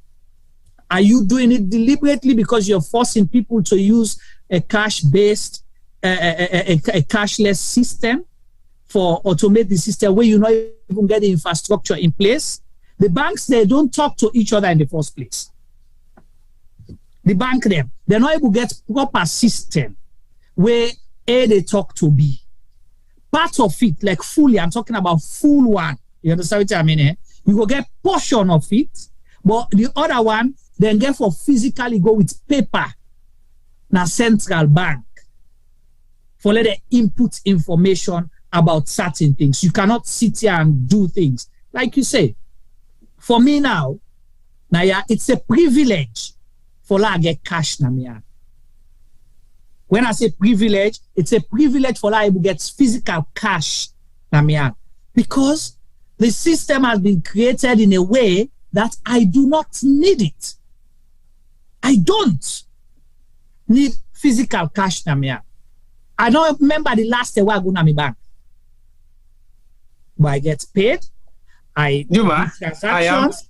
I pay for services. If you ask me now for go to my bank, for go meet a bank teller, that is the worst thing. That's like punishing me for say go before somebody for go ask for something for transact. I don't need to. I can't remember the last time. So it's a privilege to have physical cash in my hand. Whereas Sierra Leone, people depend on physical cash because not the system. Allow this thing phase them out, because change in itself, the whole program, the whole concept, change management, you get for understand how they change. You talk about the UK system, T-Boy. UK able for introduce the contactless system because then get existing currency where people are already sabi. Say $20, 20 pounds and 20 pounds, 10 pounds and 10 pounds, 5 quid and 5 quid. You understand? They're not changing.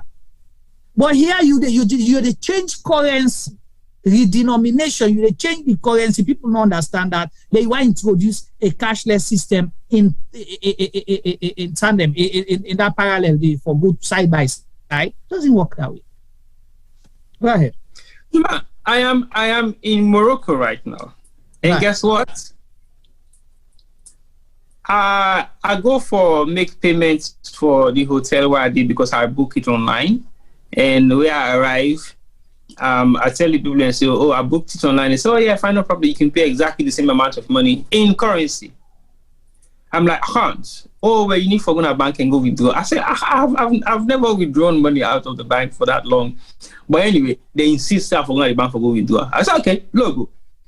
I go to the bank because I can understand the reason why. Because you know when you pay cash, you different. You know they log at me. You know go for pay tax or all that stuff. And I can understand that. So basically, I agree. Okay, look at the cash point. But guess what? I was about to withdraw something like a 6,000 dia, if not so they call the money. Dirham, kind of. And I'm thinking, how am I going to withdraw this? So I put my card inside. I just tapped 6,000. The ejector, sorry, the maximum I can withdraw at any cash point at 2,000. Okay, fine, no problem. I will go to 2,000. And I still come, but I will need money because I don't know how to run around and do stuff. So I will need that 2,000 anyway. But I end up for can't pay them with my card because my card just go and just tap into the system and then it will boom, then withdraw the money. Done, case closed. But even in Morocco, they have the system that works.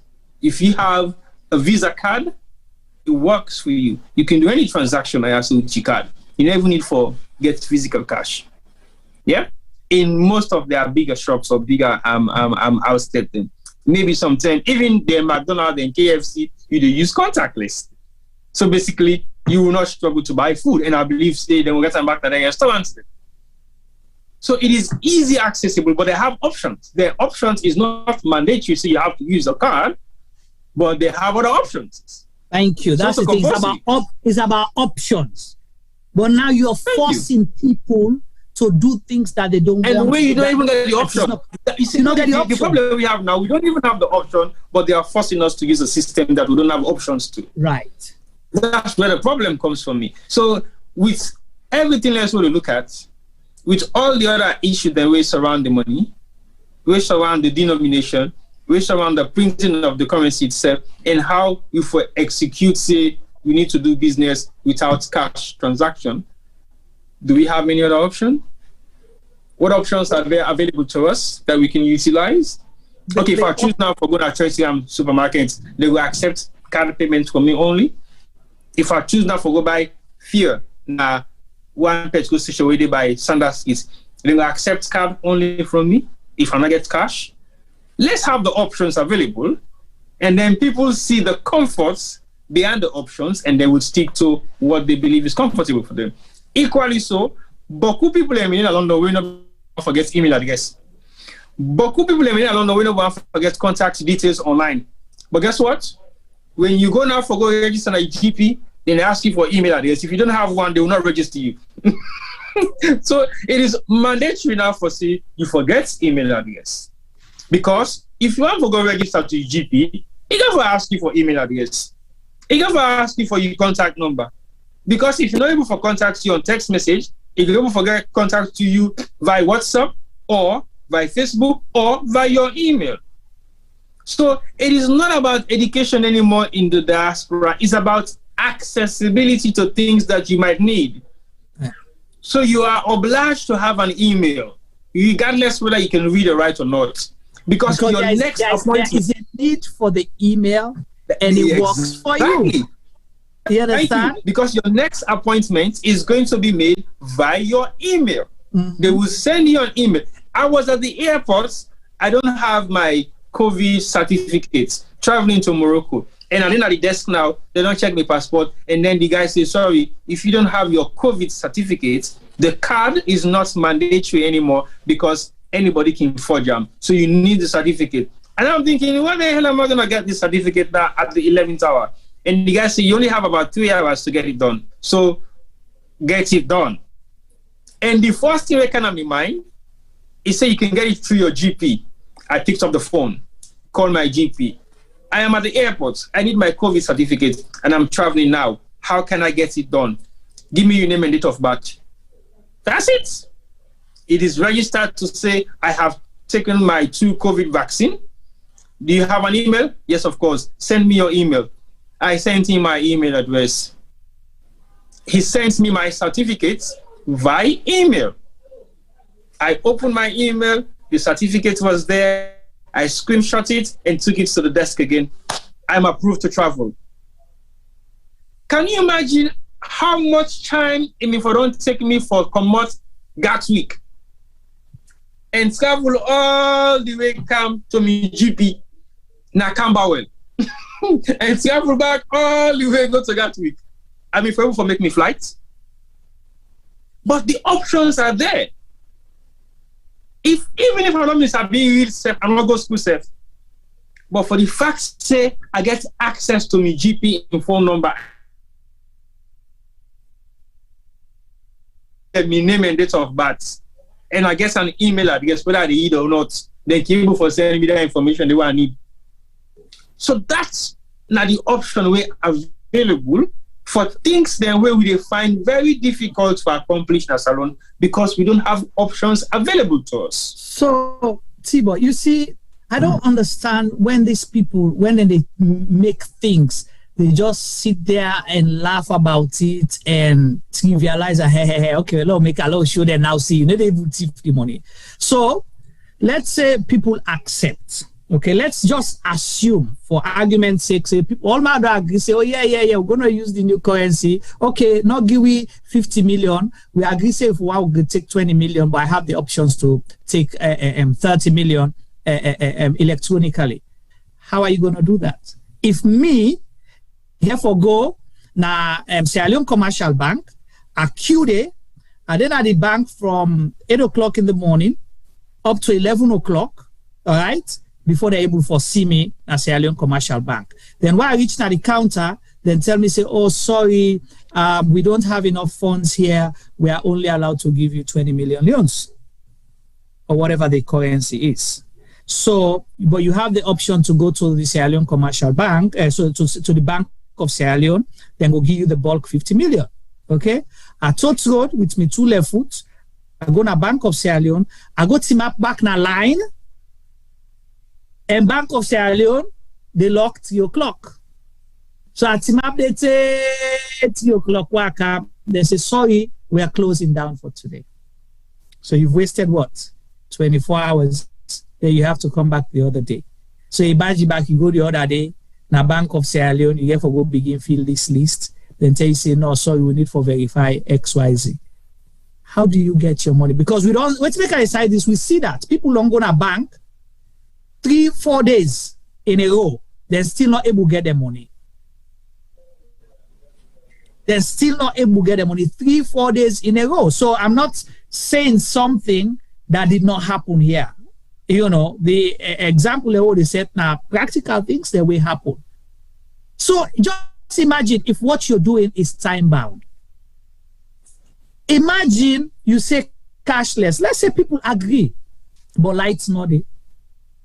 I go tap my card for pay something. Hey, sorry, lights not there, so the machine work. Hey, sorry, the internet is down, the network is bad, nothing not they work.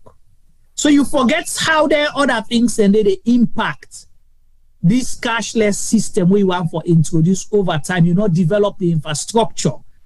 You have not developed the infrastructure for people able for user. Let's agree, say people are not resistant to the change that you want. They accept.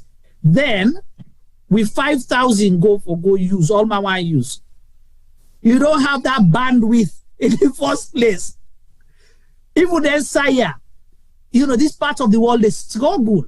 You understand? If so many people, they use a particular system at the same time, the system goes off. How many times until you don't go charge you electricity in the UK, T-boy, where you go there and tell you, say, oh, the machine is down.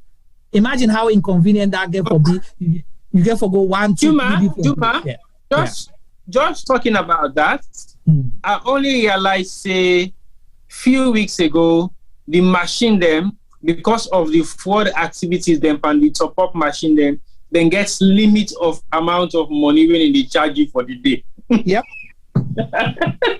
Whether be it's 5,000, 1,000 or 2,000, but then gets limit of amount of money when they charge for the day. If you don't go, now you limit, say for example, now 1,000, the machine they work until the next day. So and I only realized that a couple of weeks ago. Now the guy came and say, oh no, we don't reach with limits for the day. I'm like, what do you mean? I was saying, yeah, we don't reach with limits for the day because we get limits of how much we for sell for the day. Yeah. All I want is for control the system so that the system not will be defrauded. But you as a customer, imagine how inconvenient that is to you. Exactly. So what is the supplement option to that? You have smart meter now. Correct. So if you want for gets less for do it, going out of your house to charge, you install a smart meter. It's free. Yeah. So then they encourage everybody now for install smart meter. It means you don't physically have to go nowhere. You can sit in your house. I just top up my smart meter. I am in Morocco. I top up my smart meter about yesterday or 2 days ago. Right. So that is at your convenience. You don't have to even be in the country to top up your lights, your electricity, or your gas anymore. You can do it when you're not there. Right. So basically, they don't prepare the system. Like you clearly say, what if Salon agree now for say yes, we do go cash-free transaction, and then I go now Dove Court, for example, and go buy one box fish. So where do I go? Yeah. The government will not use cash for transact, but I get me card. Yeah. How are they go buy local stuff now from the local communities? They would you don't give them machine because that is what is happening now. Because of them don't encourage contactless now. All the major stores then are London, even the smaller stores then now. Then they give them cash card machine. Correct. Even the restaurants them now. But even your phone, even just your phone, you can use it as a POS system. You know. You can Apple Pay. Your phone. Right. You use your phone for even top up. You use your phone for pay for any kind of thing now. Like I said, these ones have limits. They get like £120. You can increase them if you want with your bank. But they get the limit when £100. You need to go above anything over £100. At some banks, anyway, some banks even give you more. So basically, they have the options available. And they don't look at them and say, there are going to be challenges with this system. So let we begin putting the measures. No, wait, let the challenges then come. No, begin putting and the then measures. Still they try for improve, and then still they try for improve for let it become user friendly and efficient.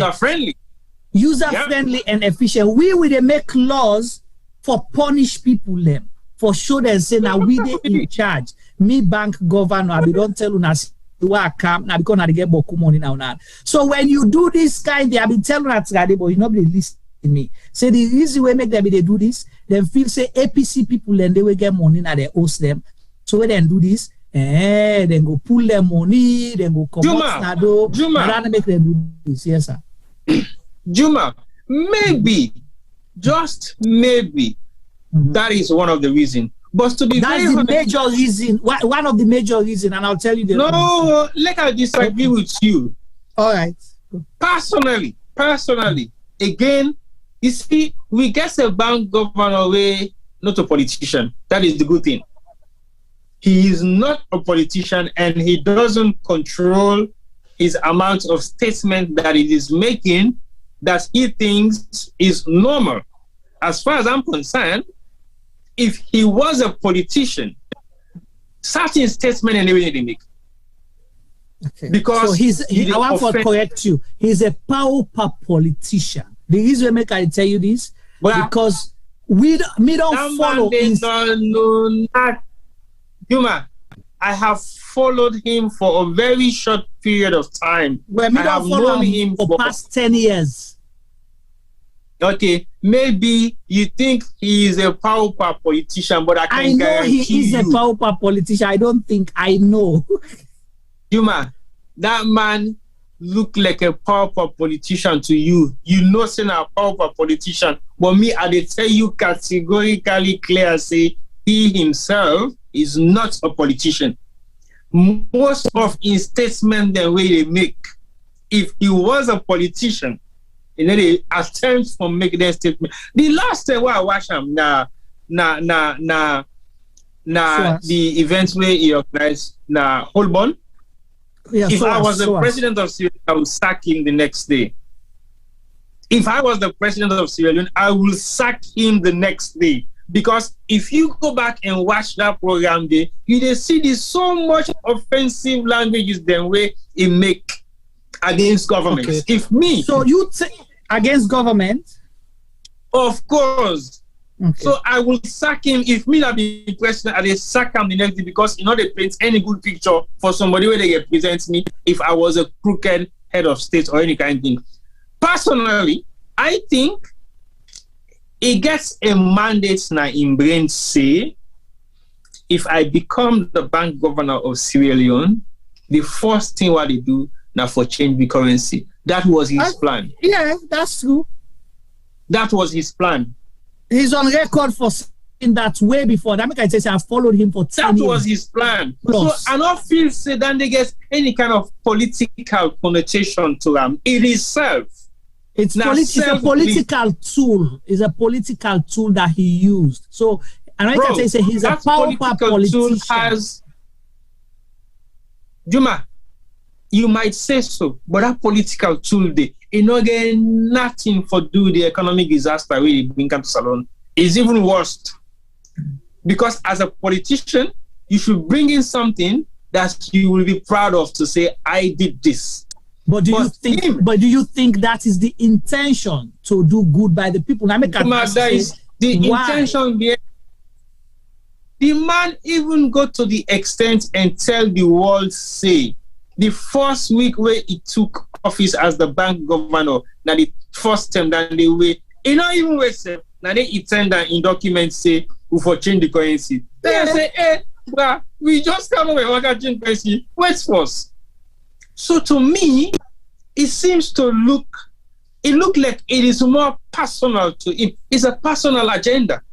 Did you hear what I said? I said power politician. What is different? What different the bank governor is doing than the other people that is serving in this government? I will understand the power agenda. It's a power politician. I don't think he's a politician. They don't care about how things they impact people. They don't. So you know the next disaster again for happen now. Two things I'm going to predict it here. Now you therefore find out a lot of people that work in banks therefore end up go jail. Because somebody, I don't know if not James or Jerry Brown highlight something earlier where of course Mr. B, possibly don't talk with few people them. He say at the end of the month the trial balance not get for balance. You understand? Where they go make the balance. Now you have people that work in banks, that get for stay late because they need to try for fender 1-0 or why make this money but kuno not to so it's supposed to be the need for balance that shit there. You understand? It's not a balance because they don't understand people and they when they work in a bank, when they come out work, say 10 o'clock. Now they tell you 10, 11 o'clock because they're struggling, they want to fix it, they don't want to get themselves into trouble. So that's one thing that's going to happen. 10, 11 o'clock, then go begin all then say, then fraud the bank, so then therefore can go people jail. Okay, that's one disaster that's awaiting us to happen. The second one we get for happen. Today the 20th, right? So when do they start paying people in banks? Is it the 25th and the 30th? End of the month. The last. So imagine where all man go to line for their money in a bank first. So now the first month end this so since they introduced the new currency, because it starts 1st of July. Mm-hmm. So that's going to be another test for us. Let's see what's going to happen. Now the banks they're with people how will they affect them personally. Let's see what's going to happen, because that disaster they wait for happen. Imagine all the soldier man then go collect their money. Imagine all the nurse then go collect their money. Imagine all the teachers then go collect their money. Then the civil servants, them the general and the way they work, go collect their money. What's going to happen? Because a government where they rush for make decisions for prove a point, not to solve a problem, now this now the results. And is it gonna it a peak? It a peak whether na it support party or party B? Most of the people where they work, we know how appointment they don't happen right now. How people like for go get the money. Imagine now that person maybe don't trust cookery, therefore go pay the next day. After I don't collect the money, you get for hide in a workplace, you not get for able for go because you not able to collect the money in a bank. You see the other effects that we get for camp. Imagine the married host them. when months done and they expect, say, papa or mama for cow, they knock out. I say, okay, you don't take him on, you don't go buy a shopping. You don't go buy Brazilian here. Oh, you papa, you don't take, I don't go finance your girlfriend, they all. You don't drink the money, make you knock out and all night, the life and the bank them. So you don't see the social impact of one person in selfish decision, T-boy. Why are you smiling? Because it's reality. That's not a reality we get for happen. But again, you see, when people don't think about the social and economical impacts of the thing they really put down as policy statements or thing they really govern society, then this is what we'll end up with, because the results now something we will not be able to deal with in physical. So to me, I think the whole idea behind this whole denomination of the currency and reprinting new currency notes and distribute them all over the country for ease the pressure of cutting down the zeros, I knew it was going to be a disaster anyway, because when I listened to the bank governor in London, I just confirmed my concern. And I even asked him, how is this going to benefit us as diaspora? Because at the end of the day, if the diaspora seems to be sending money back home, at the example problem, don't begin get so somebody send £500 enable forget the money in Leones because of the problem of the current rates at which the currency level day against pounds and dollar. Because he's categorically clear said it during the question time, it is not going to affect the currency rate of the diaspora sending money to Sierra Leone. And I'm thinking, really? So you want to tell me, say, the currency exchange not change? Because if we send money now at 13,000 leones for $1, is it going to be 13 leones? Yeah, that's what's going to be. The Bank of England, they are accepting at 13 leones, now the new. Well, that is exactly the question I asked on the day. And he categorically clearly stated, it is not going to be of any difference. It's just cut down the zeros from 13,000 to 13 leones. I'm like, really? He says, yes. You don't have to worry about it. That is practically what is going to happen. The exchange rate is not going to change. If it is 50,000 leones, it's 5 leones or 5,000 leones because you cut down the 3 zeros. Right. I said, okay, well, I await to see the consequences. This is exactly where we are now. If we got there for change now, send £100 or £200, where me want for send £200 or £100 a couple of weeks ago, I tell the boss right center, I say, so what thing? Now the new money now they deal with is man, go and go give you money because it's facts. Now the facts that we get for deal with this. Even the bank governor self talk and say, with the issue, the new notes and we the still pay people with the old notes within a bank of Sierra Leone. Can you imagine that? So how you they actually rationalize the equivalence to that 300? So if me wants 3 million, you not get the 300,000 when the equivalent of 3 million by the new currency. So you give me 3 million, right? So what difference does it make? When you don't put the law, now you back the break and back. You just get new money with less zeros. That's it. Thank you. But you still get the old money, you don't get the new money in circulation. No, that's actually understand, say, because they say till November. You understand? And so I understand that, say, you go to use them and all that until, because it takes time. Me, if you say November, still short, because other countries, them, because not to easy for people for change, not to they just go do accept overnight.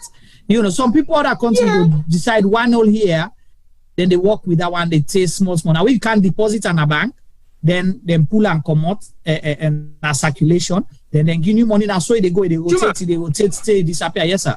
The easy way make UK change the currency notes to these new notes, no redenomination, no, I just change the note now because there was a huge amount of fake pounds in 20s, in 10s, in 5s in circulation.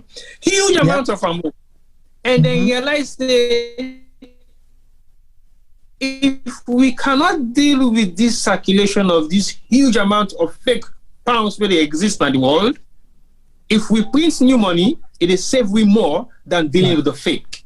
Right. That was an economical value.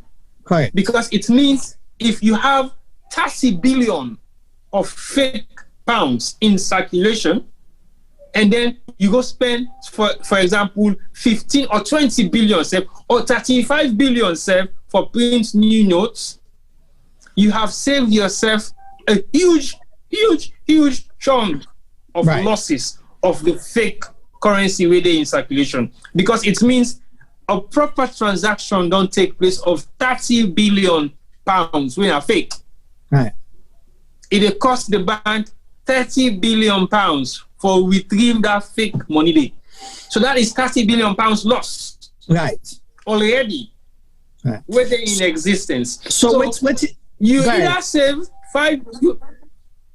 So you either spend 35 billion for save you from losing 30 billion. What will you do? And you get for lose subsequently more. So I would rather put 35 billion and change the money than I lost 30 billion. Right. And I get for lost even more. Because that 30 billion they still get for the in circulation we something get for exceed. So Salon now sadly waiting there for happen. This redenomination and the shortage of cash therefore create more fake currency, then therefore bring more fake currency come in circulation than a one. That's what's gonna happen. Because all man confused for you don't introduce and people they don't understand the money, the texture, the this, the that. You understand? They're able to relate to the money not relatable right now. So you're gonna create the room and the risk for let people create more fake currency, and that is going to happen than a one. Two, I'm telling you, the first one, their reason is they think say the previous government, people and they will serve, we get money them, okay? We keep up. So we then do this, then go rush and can't flood the money in the market. I don't understand these people. There's self-way in our governments right now. If then they thief, I don't want to say, but if then they thief, I know they are not saving leons. Then they convert them to dollars. If then they thief, I don't want to say that until I don't proof it, but if they are doing it. So what in you'd expect, say, if you think say not true, then been thief and hold the money and keep her before. Why you think say them for keep them in leons? We not get value in leons. They will not keep it in leons. So they will still keep their money. They no counter. They will only use it as needed. So you defeat the purpose. The other reason, T-boy, why make this government decide for change this money is to have control of the money come elections time. One. Two, if then term expire na power, let's say they lose the elections. Okay, I'm not saying they're gonna, but let's say they lose the elections in 2023, where audit service, they go audit, reports they come out, they go say, the government, now the new currency that they quote, you understand what I mean? Eh? But then they forget, say, that new currency where they quote, they get for convert them into dollars. So is they still get the value, say, if you thief $100 million in new leons, now $100 million, then go quote the leons, then tell you the what you call them, the dollar value of them. So you're still not going to escape. You still have to pay that 100, 200, 500 million or 1 billion on a thief. So it's not going to save you. You go in circles, but you come back to the same thing. Because the 800 million now, where is that 800 million used? I'm asking you. The one that goes missing? Yeah, the one where the bank governor self shock. The one the bank governor self shock, say no side the money, the 800 million. So side it. Juma, yeah. You don't ever hear this in the world? Say it. The bank governor don't know side the money go missing. A real, a bank governor for be an accountant or an economist? Economist, yeah? But you forget enough accounting background. Because economic is some financial background and everything. You forget some amount of financial background, obviously. Mm-hmm. And so I believe, say, you should be aware of any banking transaction where they happen at the Bank of Sierra Leone. as the bank governor. Yeah. So you don't ever hear a bank governor in any country say billions of dollars or pounds or whatever the denomination don't get missing in bank we aware of. Or okay, let me ask you this other question. You don't ever hear in the world a bank governor where they tell you say them bribe people $68 million for let them bring come money in circulation. So if you're able to answer that, then I will answer this one. If you're able to answer that, me go answer this one. A bank governor where they bribe people. There's a lot of unanswered questions regarding to the bank governor. But like I said to you, I personally think he has his own personal agenda. True. And one of the personal agenda we get now for make sure say he changed the currency if he ever became the bank governor of Sierra Leone, which is exactly what he did. As far as I'm concerned, he don't accomplish in the game. You can sack and say tomorrow, you don't care. I'll give you that because it all writes about him before it came. 5 years before, it all writes about him. It don't talk about him. Possibly, if you go check in YouTube videos from before, it don't highlight that. So you're absolutely right. So my personal agenda, and you don't use a pub discussion mentality for make national decisions. I make ask you, say, why do you make changes? Why? Are you changing because you want things to get better? You want to create an efficient environment? You want to create, an environment where people will feel comfortable? Or you're doing it to prove a point? This is not your home. This is a country of 7-point-something million people. Every decision that you make affects every soul, directly or indirectly, now or in the future. So you just don't get up and start making decisions like that to prove, for say you prove a point to people. You don't do things like that. That's not how government work. Femi, I don't know if you did see if you get something for art before I jump to something else. Are you there? All right, so I want for Yeri another voice. So Femi, do opinion. Femi, okay. Oh, no, don't try. So, it's difficult, this whole money issue. I think your last statement you did talk about, managing your home. Maybe I've been on talk the team before.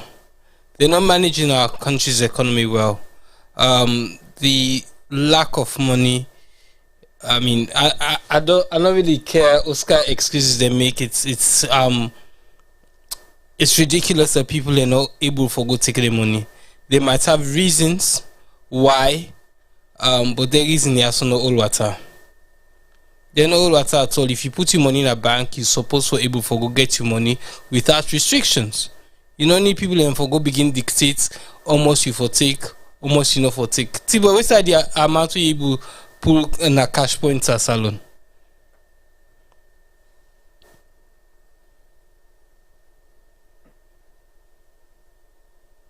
Hello, T-boy.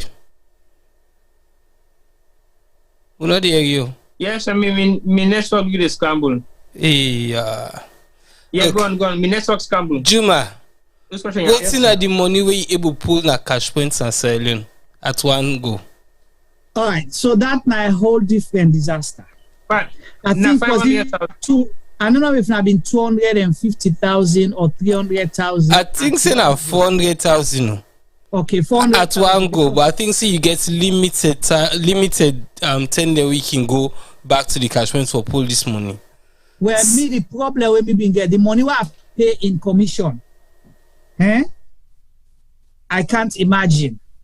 It was painful. I can't see my bank statement. Because for me, okay, it was easier. I go was something like how boy been say.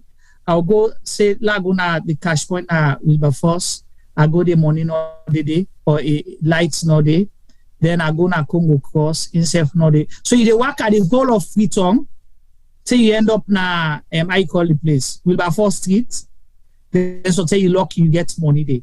But imagine so you don't waste all that time there for waka waka. Then you get for pay all that commission because so let's say you have to withdraw 2 million. So for every 400,000 we pull, then they take maybe 3 or 5%, for example, yeah, plus other charges them. Then times how many? Times 5. So that's the number of. So by the time they're done, you go don't pay 15% or 20% of whatever the amount we get for withdrawal. So you see the disaster then. Yes, T-Boy, go ahead.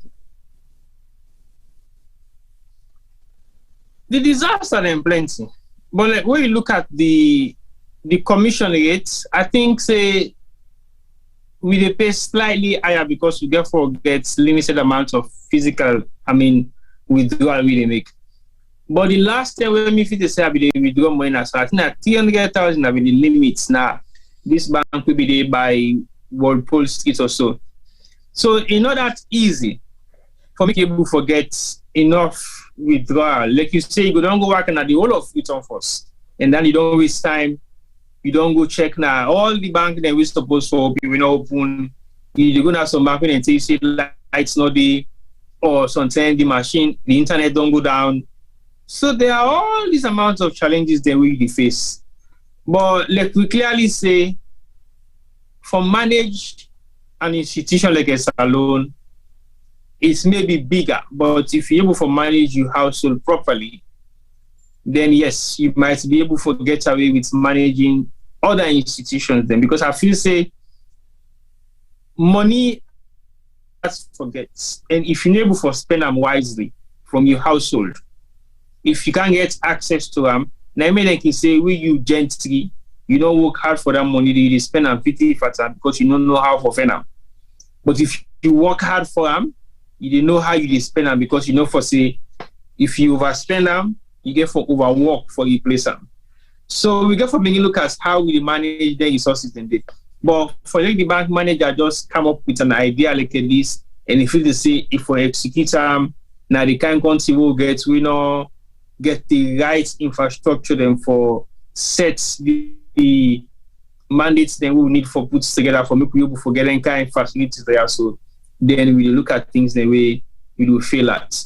And for like you fail as a nation with policies the way you not get strategy for puts in place for attacking policy, then they is very common.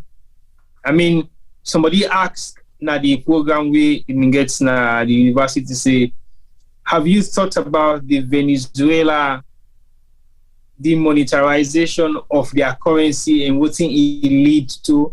Have you thought about the Zimbabwean issue?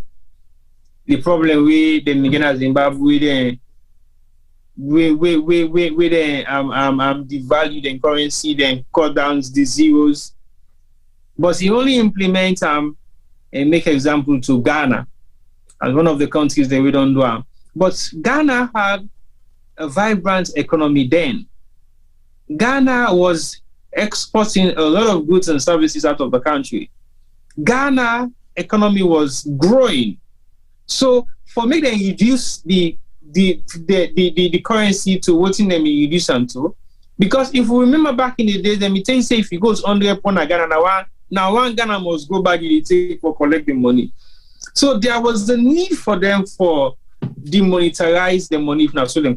So basically, Ghana did not do it at that particular point in time where the money didn't get so much chunk for change on. But at the same time, Ghana not do that where then they try for go cashless at the same time. They not do now one thing and do after. No. That was not when they did it. So Ghana do at the most appropriate time when the economy was stable and they had a lot to do. But over to Juma. Okay, we get a call from the Foot of State. Hello, Foot of State. Yes, sir. Yeah, go ahead, sir.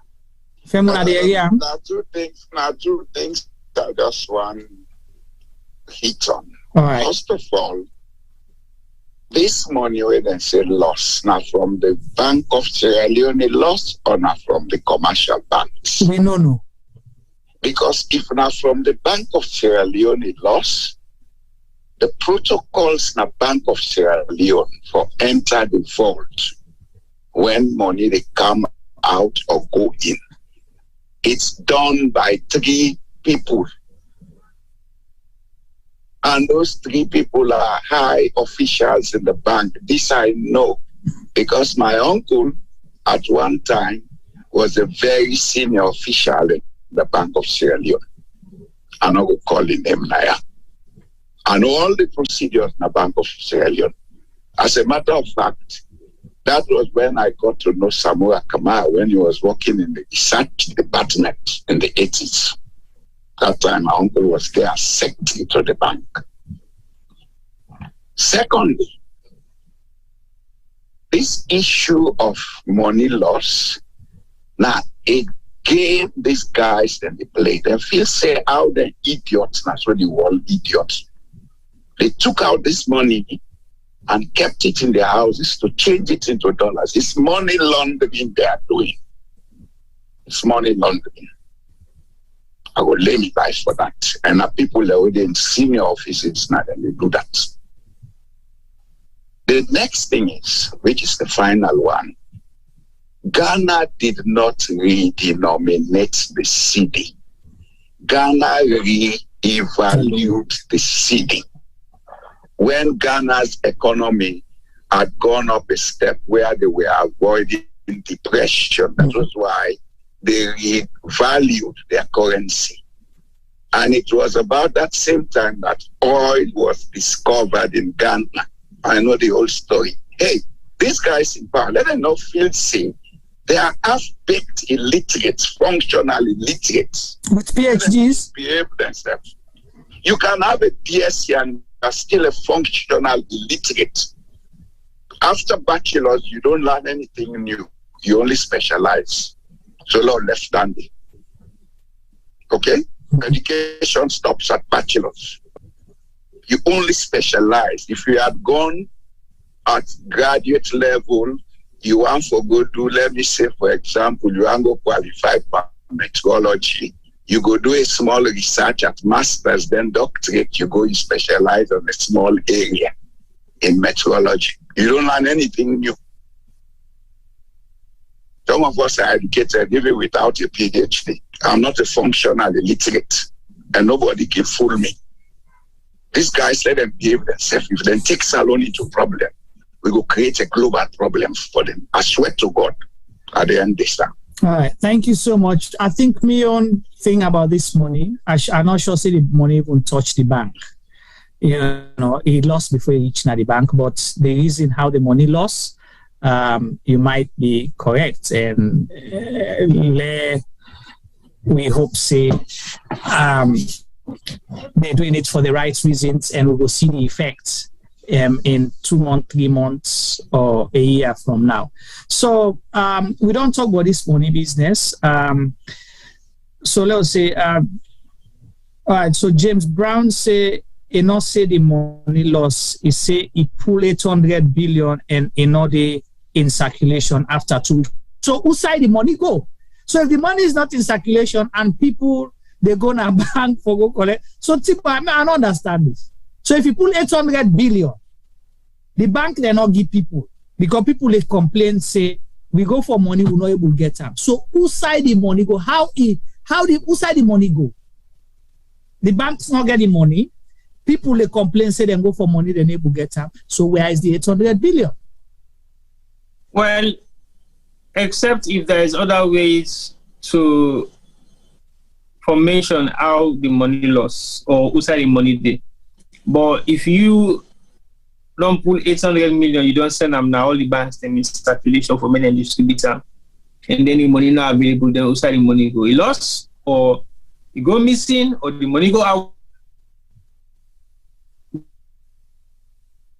So the money not in circulation, but they in the hands of few people them will get access to the money.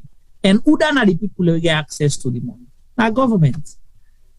But Mr. And Bank Governor, he even go to the extent and make mention about they will facilitate huge amounts of payments to go to government institutions. Listen, and then when they don't facilitate huge amounts of money that goes to government institutions, what happens to private businesses?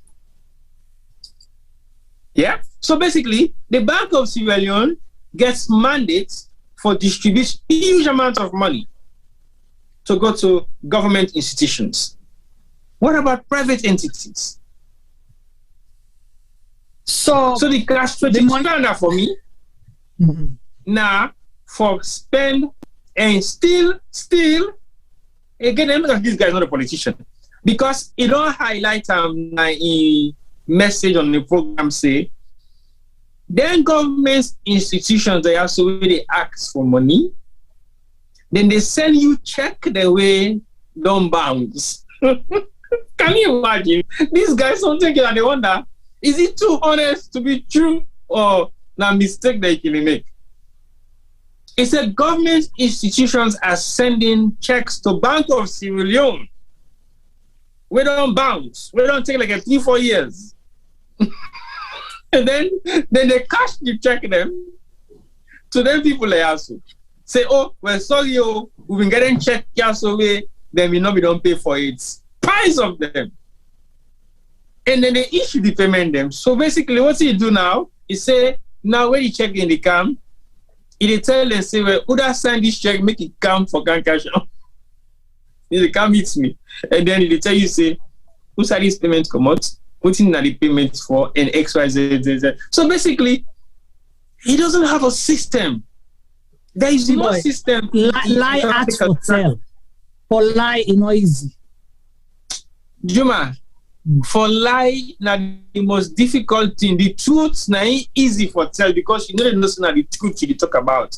Yeah. Because that is facts. For lie, so now they say so. So then they try for dig hole for cover hole and end up expose the things that way they happen. So why una they vex about an audit report? If you the bank governor, they tell people they say una get bounce check them. Una steal the cash. Then the audit report they say government's not able to account for X number of leons or billions of leons them or trillions of leons. But then when they vex say that they which one to now. So Abubakar Rashid say the answer to the question, say the bank governor say na they hoard the money. But who that hoard the money? Because as far as we know, as Tiboy just mentioned, the money they're not paying to private businesses. They pay it to government institutions. Okay. Right. So if they pay it to government institutions, who are those people in government? We get the money where they pay them to. We hoard the money because government money they pay them to you for cater for services, right? For pay people. Yeah. I know business people today that we don't provide, supplies and don't do job for government that have not been paid because they tell them say money no day. Then the temporary for pay them money no day. So our test case is going to be what happens by the 25th to the 30th. And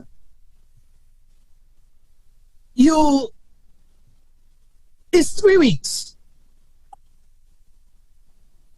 People, all right, we have not more than a total of how many banking institutions in Sierra Leone? We not get more than 10 banking institutions in Sierra Leone. Or let me be generous, 15 banking institutions, not to them branches them all, but banking institutions. We don't have more than 15 in Sierra Leone. So how much money is given to those banks every day? We're 800 billion, don't they, in circulation, but different banks, people don't report say we have not been able to get money. When we go there and say money, no, they come order them, or no, not 20 million, no, they give 5 million. So how much is being issued to each bank every day? Because now we go and trace back for suicide is 800 billion go. If you say they're in circulation, we don't understand what that means. Did you what? No, the bank governor say the banks they're not being gets the mandate for make the limit the amount of cash distribution. Now they misunderstand what's in it being said. Can you imagine that? First, okay, let me say you not give the banks the mandate, say therefore only issue X amount of money to people who they can do transaction. But you will not say this problem therefore arise. But you don't put any measures for like this problem not become an issue. You wait, say the problem not become an issue before you now say, well, okay, now you put the law now say you for only withdraw limited amounts of cash. So when you look at the whole process, now like a guessing game the governor will make. Guessing game. Okay, if this not happen, then they go happen. So if this happen, this they happen. Like somebody clearly stated, how you able for put a data together for say the average Salomon they spend more than 30 million a week. Are you serious? You know it's not 30 million a week for the average Salomon? They even see 1 million say for the month.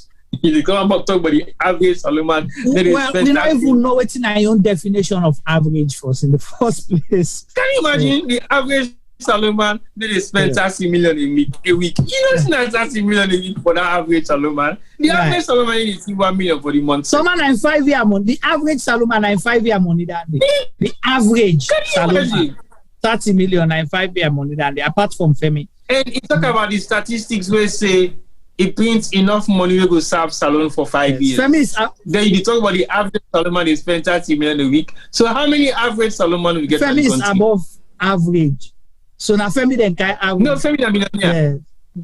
Now make me glad when them pull the zero them for reducing millionaire status. I know. Now make me glad you the clap. You know now you the so now don't be equal. Anyway. Juma, to me, for summarize this whole idea behind the bank governors, the denomination of the current redenomination and printing the new currency is a personal agenda that he wanted to execute, and he has got his agenda accomplished. Period. Right. He don't care about the consequences. You know, one for nothing happen. They can sack himself to ma. You not give a damn. If the flavor go and make I continue in life as usual. Now make the man now make he go na SOAS. Now they go hold the conference for now, so the defense I will get they go lecture after either they don't sack up or a communal government. I actually saw a lecturer that day talking to students sitting down in his classroom. That's what I saw. And for a lecturer, it might sound convincing, but even go to the extent and even implicates himself back again by lecture. By Smith in America is because he actually told some of his students that the use of cash should be abolished. And then that student, they go make complaint against him to the dean of the faculty, and he was sacked. And you still go propagate, say, you want for minimize cash transaction in Sierra Leone because that is your mandate. So it get this kind of ideology now in brain say, we know for transacting cash. Cash should not be a legal tender for transaction. Can you imagine that? So basically everything based on transaction should be liquidized, should just be in the air. Nobody should transact with cash. Can you imagine that happening in the world? And that might be for implement that salon.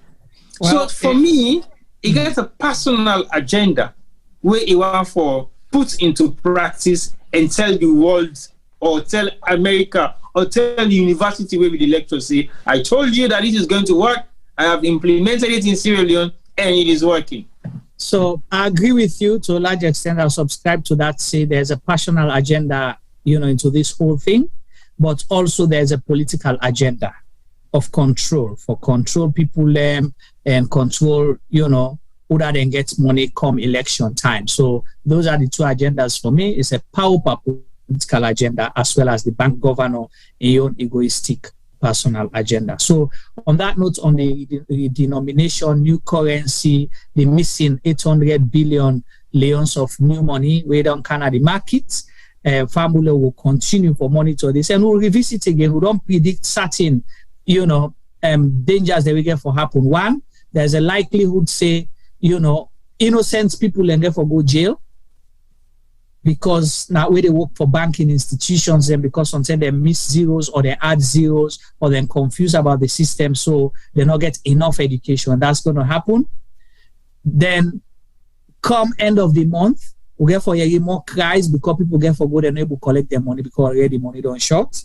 Thirdly, there's going to be fake loans where now the dangers there and then they. So look out, we get money, be very vigilant, look and find, try to understand the money, study them. If you're not comfortable transacting business in that new loan state, you get right for reject that until you feel, say, you don't sabi the money, good one, you don't understand the money, you don't feel comfortable for use them, and you know the difference between the real one and the fake money. So we will go to the other topic. We don't say we'll not talk about land business in this country, T-boy. But we hear some allegation. Say, people let me don't begin glad, they say, okay, land business, na salon, and see not still better yet. But the disaster every day with you, best of friend, because he was your best friend. I know you liked him very much. You know, you can even call himself every day for long and just chat. You know, where we don't come out, they will be visits on the better. But all you hear allegations, say this new land minister, then say don't go begin grab, say na government property na I call the place Kerry Town by Waterloo, right? So they say they don't even go set up office there. People already get land them, and you know the inside and then Waterloo na be village, right? Yeah. Up until today. So most of those lands were inherited lands by family members and long generation and all that. So they don't go set up there, they don't begin kapu the land. Governments don't begin claim their land and they say na their own. But they don't actually set up office there. So that is my concern. Setting up office outside. They don't begin take people their land there.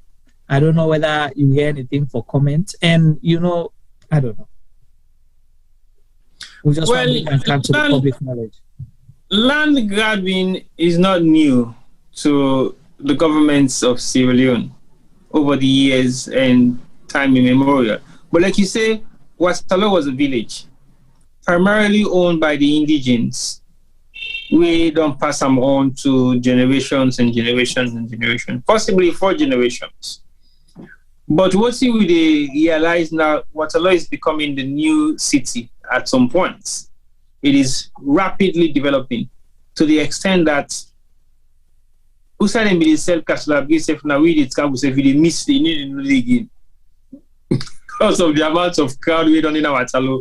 Where you just start after the police station, you defeat and the Celebratory point there now because from the begin see the crowd. Now only way you don't understand the place, now you're gonna say, oh, the Celebratory side, you pass the new bridge, you come upside, you pass that petrol station, where you come to the small hill where they claim that at that level they that the Celebratory side there. But all those cultures are disappearing. You don't get to see them anymore because the Celebratory now Waterloo safe now is not the same like it used to be. So basically, every cultural practices in Waterloo is dying out. Not just because of it die out, because of it get or die out too. Now because there are new trend of people now relocating in that particular area. So the dimension of the people who were already before, it don't recycle itself. They either don't go within to the interiors of the Waterloo itself, and then they're not in at the forefront anymore because some of the land they don't be sold to develop the building structures them for business purposes. So the Waterloo we don't know over the past 30, 40, 50 years is not the same Waterloo anymore. So there is a lot of development and stuff we don't happen in Waterloo right now. We still they happen. So the amount of land grabbing now we something who want for begin exist is basically possibly highlighting the next developmental stages of Waterloo, which sometimes this government don't begin see, and they want for go begin capture and grab and put things in their possession for cities na government land and distribute them to the wrongful owners then and take them off the rightful owners. It is a disaster in the making, and I think sometimes there has been a new prospect of a new kind of development for happen at Waterloo, we make them don't see like a hot spot. I will not be surprised if that happens, because if you look at the reason why government with the grab land and also now the Sussex area, Kent region, is primarily because of the new kind of developmental trend we don't begin for establish in that area. They self one for go grab the land and distribute them to the young people there. So I will not be surprised if Waterloo become the next target for land grabbing for many government officials, because like we say, Waterloo don't drastically change over the years, and it is yet to continue to see a huge amount of changes then, because the developments will happen, they grow, and it gets grow rapidly. It is a flat land. It gets now possibly one of the flat land with the outskirts of Freetown. So it attracts enough audience at the moment, especially when you don't get the new road now with the one for begin make. We for go through the peninsula, it's quicker. You cut the traffic. Now you cut the traffic from even Jue, but Jue is becoming more congested as well now, because now the next area and we get congestion. But the only thing make Jue now they attract enough of what thing they happen at Waterloo, that because the location of Jue is surrounded by hills and valleys. Then so basically, you're not conducive enough for developing new new housing facilities for locals. But Waterloo is flat, and it is located at the edge of Freetown, where primarily you get easy access to go to the provincial towns, and you also get easy access for reach out to Freetown. So it is located at the prime spot right now. So I'm not going to be surprised if anything like that happen anyway. Although I'm not getting enough information about it, but I think it will not be a surprising thing for make you say governments don't begin for grab land them. Now Waterloo will know clearly exactly how indigenous it is. Right. Because when Insai don't begin Kerry Town, Koso Town, Bassa Town, this town, you know for say it's very indigenous. Very areas.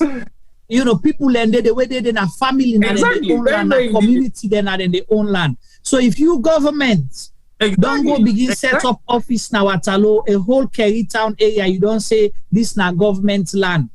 You understand? People already be done they exist, so now they can displace people and at inside and they can create more conflict at inside and and most of the government and get this habit of passing a moratorium where it camp and land business, and now they create problem, you know, because now they cause more for bribery. We all don't suffer that one day, you know, whether they pass moratorium on land for sign paper them, wait until you don't buy your land, then other kind thing then go happen. You end up losing your money, you know, creating more problems for yourself. So, Mr. Minister, we are spotlighting the land issue na Kerry Town specifically, but we are investigating it further and for make sure say we count information. So anybody where they watch me now, so if you get any information about that Kerry Town area there, we would like to have more information. So as we continue the investigation, and we go make sure so we bring and come to now, because we don't want the situation we happen now. How you call the place, boy? How you call the place? What's that place name? Black Johnson. We don't want the Black Johnson situation to happen in Black Johnson. Okay. Yeah. So we see government don't begin go kapula and then begin set up. I think. Yeah, go ahead. I think Waterloo is a prime location right now in Sierra Leone, in Freetown. Location. Because like I say, Freetown is becoming very congested. Like a Freetown municipality, who's out nothing at Freetown anyway. And like I say, the regions, the Kents, those areas are not really community friendly to some extent. Because if you want to go to an area and you go start a new community, and it will cost a lot of money for people that are going to invest in that particular area, because that area is full of hills and valleys. It's not friendly for now like a reserve. I would say that is a reserve of Freetown. Now that particular area, the Freetown is being immune to some form of natural disasters there. Now they will get the savannah where the protectorate of Freetown actually that area they be. So we know they utilize them as dwelling community that much. But Waterloo is far away from that sort of environment. It's a flat land. I think 70 or 80% of the Waterloo environment is a flat land. Then get some amount of swampy area, they not much. But the flat land is plenty. And it also gets enough sand mine. The ground itself, now like a sand ground, not a ground very difficult for like a bill or spa. You don't mention sand mine. Mm-hmm. Because it's in the attraction. Yeah, you just drop. Yeah. I just drop more problem into the conversation. No, you're giving us a reason why we need for dig more for understand why the interest. You know, because the peninsula it's a virgin ground. And now they're not making for realize say Waterloo na a virgin ground they not really explore yet. But the reason we make Waterloo not being explorable at that particular time, it was an indigenous environment for indigenous people, and we done did it for decades and decades. So now like a connected family environment. Every family in that Waterloo area, they connected to each other. Yeah, they are connected. Either the uncle, the grandpa, the great grandpa, the cousin, the nephews, the aunties and uncles. Now then that Waterloo community. Even the locals, the way end up for dinner Waterloo, who will call something the indigenous team in them. Also the team in them, the indigenous team in them. Then in Waterloo. Right. Where you go look, you say, this is not team in the early 90s, New Year's, I used to go to Waterloo. Okay, because we been get people when are close people when are indigenous of Waterloo, when they, you know, like that in the way Christmas or New Year you go spend on our village. So we used to go to Koso Town and Ibo Town and Waterloo. Now so you they know say these na areas then get in one particular debut within the pool, where they go pull down the sea, 6 o'clock it don't disappear and kind of things like that. So everybody know everybody, everyone is connected. But now it always is. So if you want to go and government go begin claim say this na government land, the whole town, Kerry Town, you say na government tune, but people then don't they live there, you want to go displace them. We want to know why. What is the interest and why now? You know, and why set up an office in that place? But we'll continue to investigate it. As we say, we just spotlighting this. If you get farm or if you don't get land, our Waterloo begin to check for your land. Let Black Johnson know happen by you. Because we left both case. So with the left Ayanda and T-Boy days on side way, you know, a need for begin to get himself ready for rest well, for in finals them and do other interviews. So the last point one for touch on is the ongoing Public Elections Act debates in Parliament. I don't know whether you follow T-Boy, whether you follow the debate or you know much going on right now.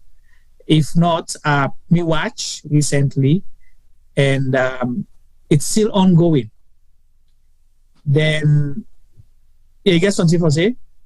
Yeah, no, me don't tell you say primarily I will not waste my time to watch that. So for the benefits of, but it's very important that we follow the deliberations here, because it's something that's going to affect our democracy. So waiting me know, then still they on the committee stage right now, you know, and when they discuss at the committee stage, then they understand why do you need to repeal and replace an act where you say 90% of waiting then at the existing the 2012 one is okay, it's only 10%. Why didn't you just amend? So the reason they say this, I watch them, they labor something and they on simple things. Why I say simple, minute things them. But because they were for say, oh, we are trying to correct the wrongs of yesterday. There is nothing to correct. Government is continuity. You have to make it better, but it does not mean because it was asked yesterday means everything about it is wrong and you have to repeal and replace. You can amend. If you say 90% is okay, amend the 10%. So now what I see them they do, then they go back by the same English way they by the old one, now they want put by the new one for justify. Then they go by the constitution, then go bring something back for add by the new one for justify. Again, the question, T-Boy, why do you have to fix something that is not broken?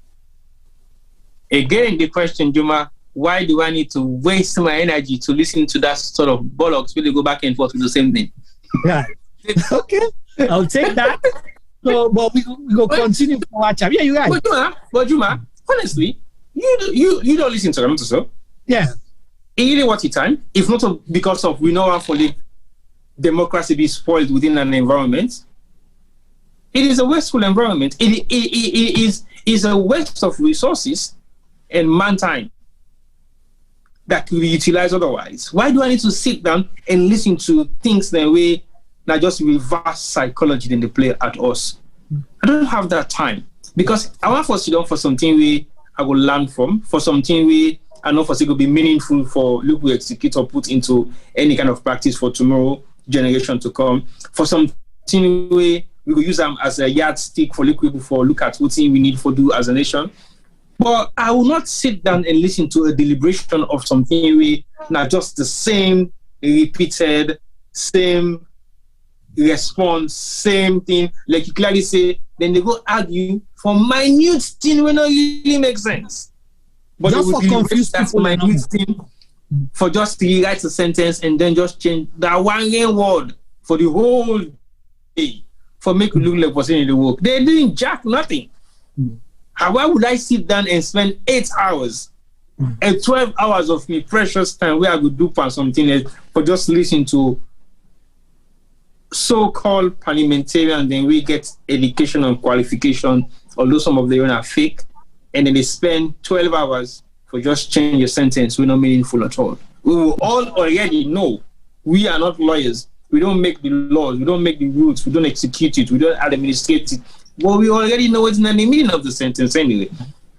So why would they go spend 12 hours for you got that sentence? They will already know what's the meaning of the sentence. So that's the time that then they waste. Let me say to you the last time, Juma, to be very honest, if these guys want to sit in that parliament and destroy the future of Sierra Leoneans yet unborn, that's their choice. But it will not be forever. It will end one day. But why some of us will be sitting down in our own little corner and participate in a process we will already know in a failed and foiled process. It is sad, but the reality of the matter is it is failed and it's going to be foiled, but yet still we have to give it an attention.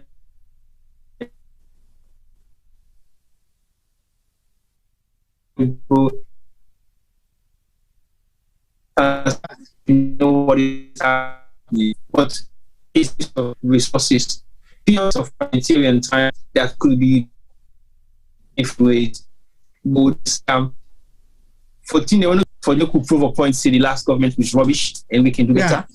If you can do better, do better. That's exactly my point. Why do you have to do things just to prove a point? But don't criticize better for what was existent. Right. Well, that's why the bank governor says, if it's broken, don't fix it. Don't fix it. That's it. So basically, this is not in your word. I'll go back to another quick, Juma. He's using the words that are going to affect him. If it isn't broken, don't fix it. Why do you have to change the currency when you don't broke already? You have to go and fix it, because it's not a problem. And he said it. Right. They're trying to reinvent the wheel, and this government is always particular about we are the first to do X, Y, Z. But you are doing the first that is destroying the country. Exactly. So basically, to me, but it's a sad situation where we say, and we get people not individual or political parties, which are at the House of Parliament, and it's like a joke. It looks like a playing field, a playground for their own personal agenda, not in the interest of the people that they are serving. It is sad. I'm yet to see what is going to be the outcome of that particular election bill, if not so then call it, because the bill itself does not represent nothing to me. Right. Okay. Thank you so much for that. You comment and subscribe to most what you say. And we will continue for watch and just advise that, as T-Boy say, you cannot sit down just for today and destroy the future of Sierra Leone because of ego. And again, I go back to me where I say your intentions matters most. If you have ill intentions, you will always be making mistakes or causing unnecessary error, we will lead Sierra Leone bien. You know, it will carry goals are not supposed to go, and that would not be good for our country. We will carry round up, and I just want Abubakar Rashid say, just in comments to the land issue we mentioned earlier, they say the first Minister of Land, Dr. Sandy Tibo Mpadi, been do the same na Bathurst. We've been bring problem with the community. Now the same, this new minister don't take Sona Kerry Town.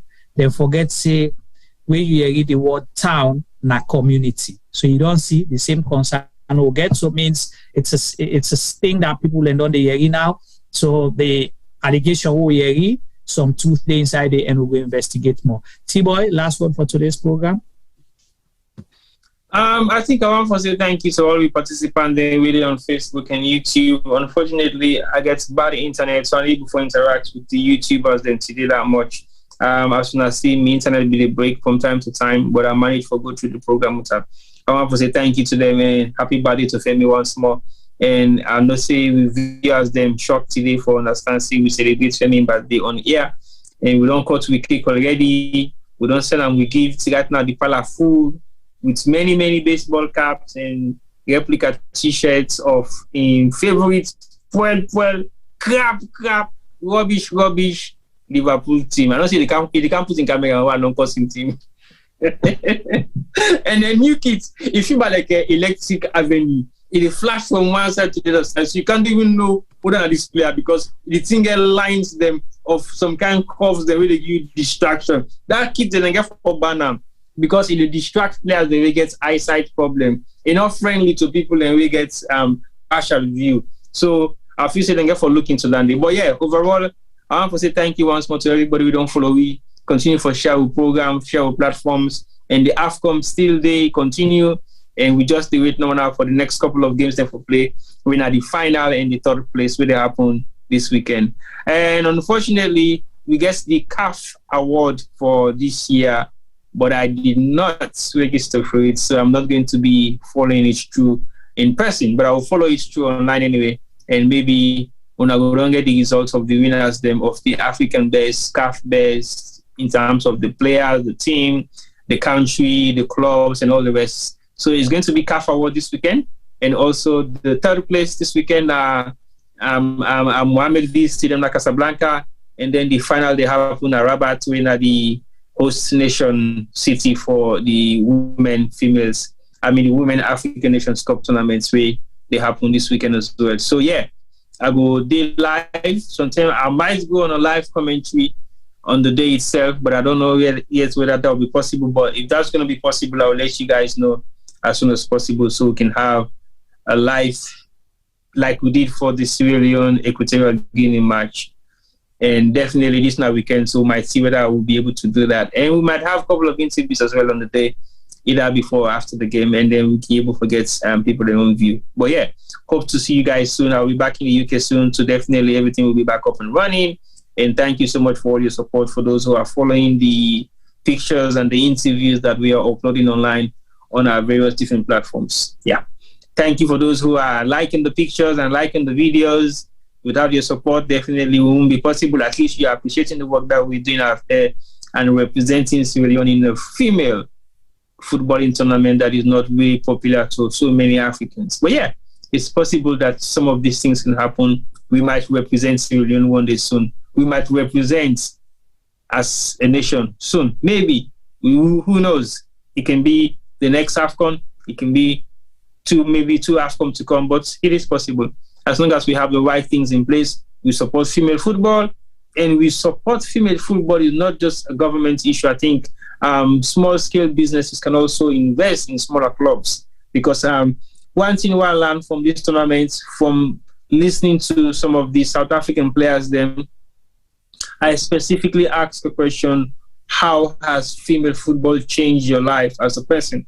And the goalkeeper make it clear to me, for make I understand, say, well, in your life don't change. And I feel say they live a better life right now.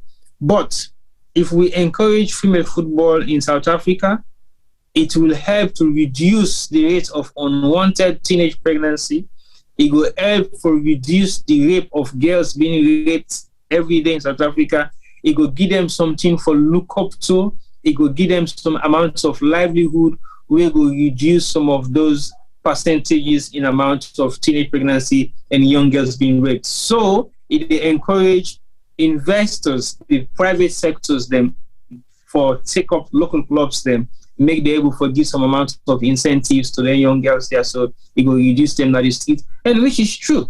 And also somebody else make mention today, say some of the female players they within a salon where they play under 17s and the possibly the Premier League, some of them are street girls where they just pick up now the streets and put them together and form a football club. So imagine if we encourage female football at salon, how many of these young girls will be able to put together and take them out from the streets or give them some amount of reality for saying they accept them. But when you look at the female players within a salon today, then they still look them like a girl they will not see or do the thing as keep nobody pass and they may like for saying a man they within a woman them.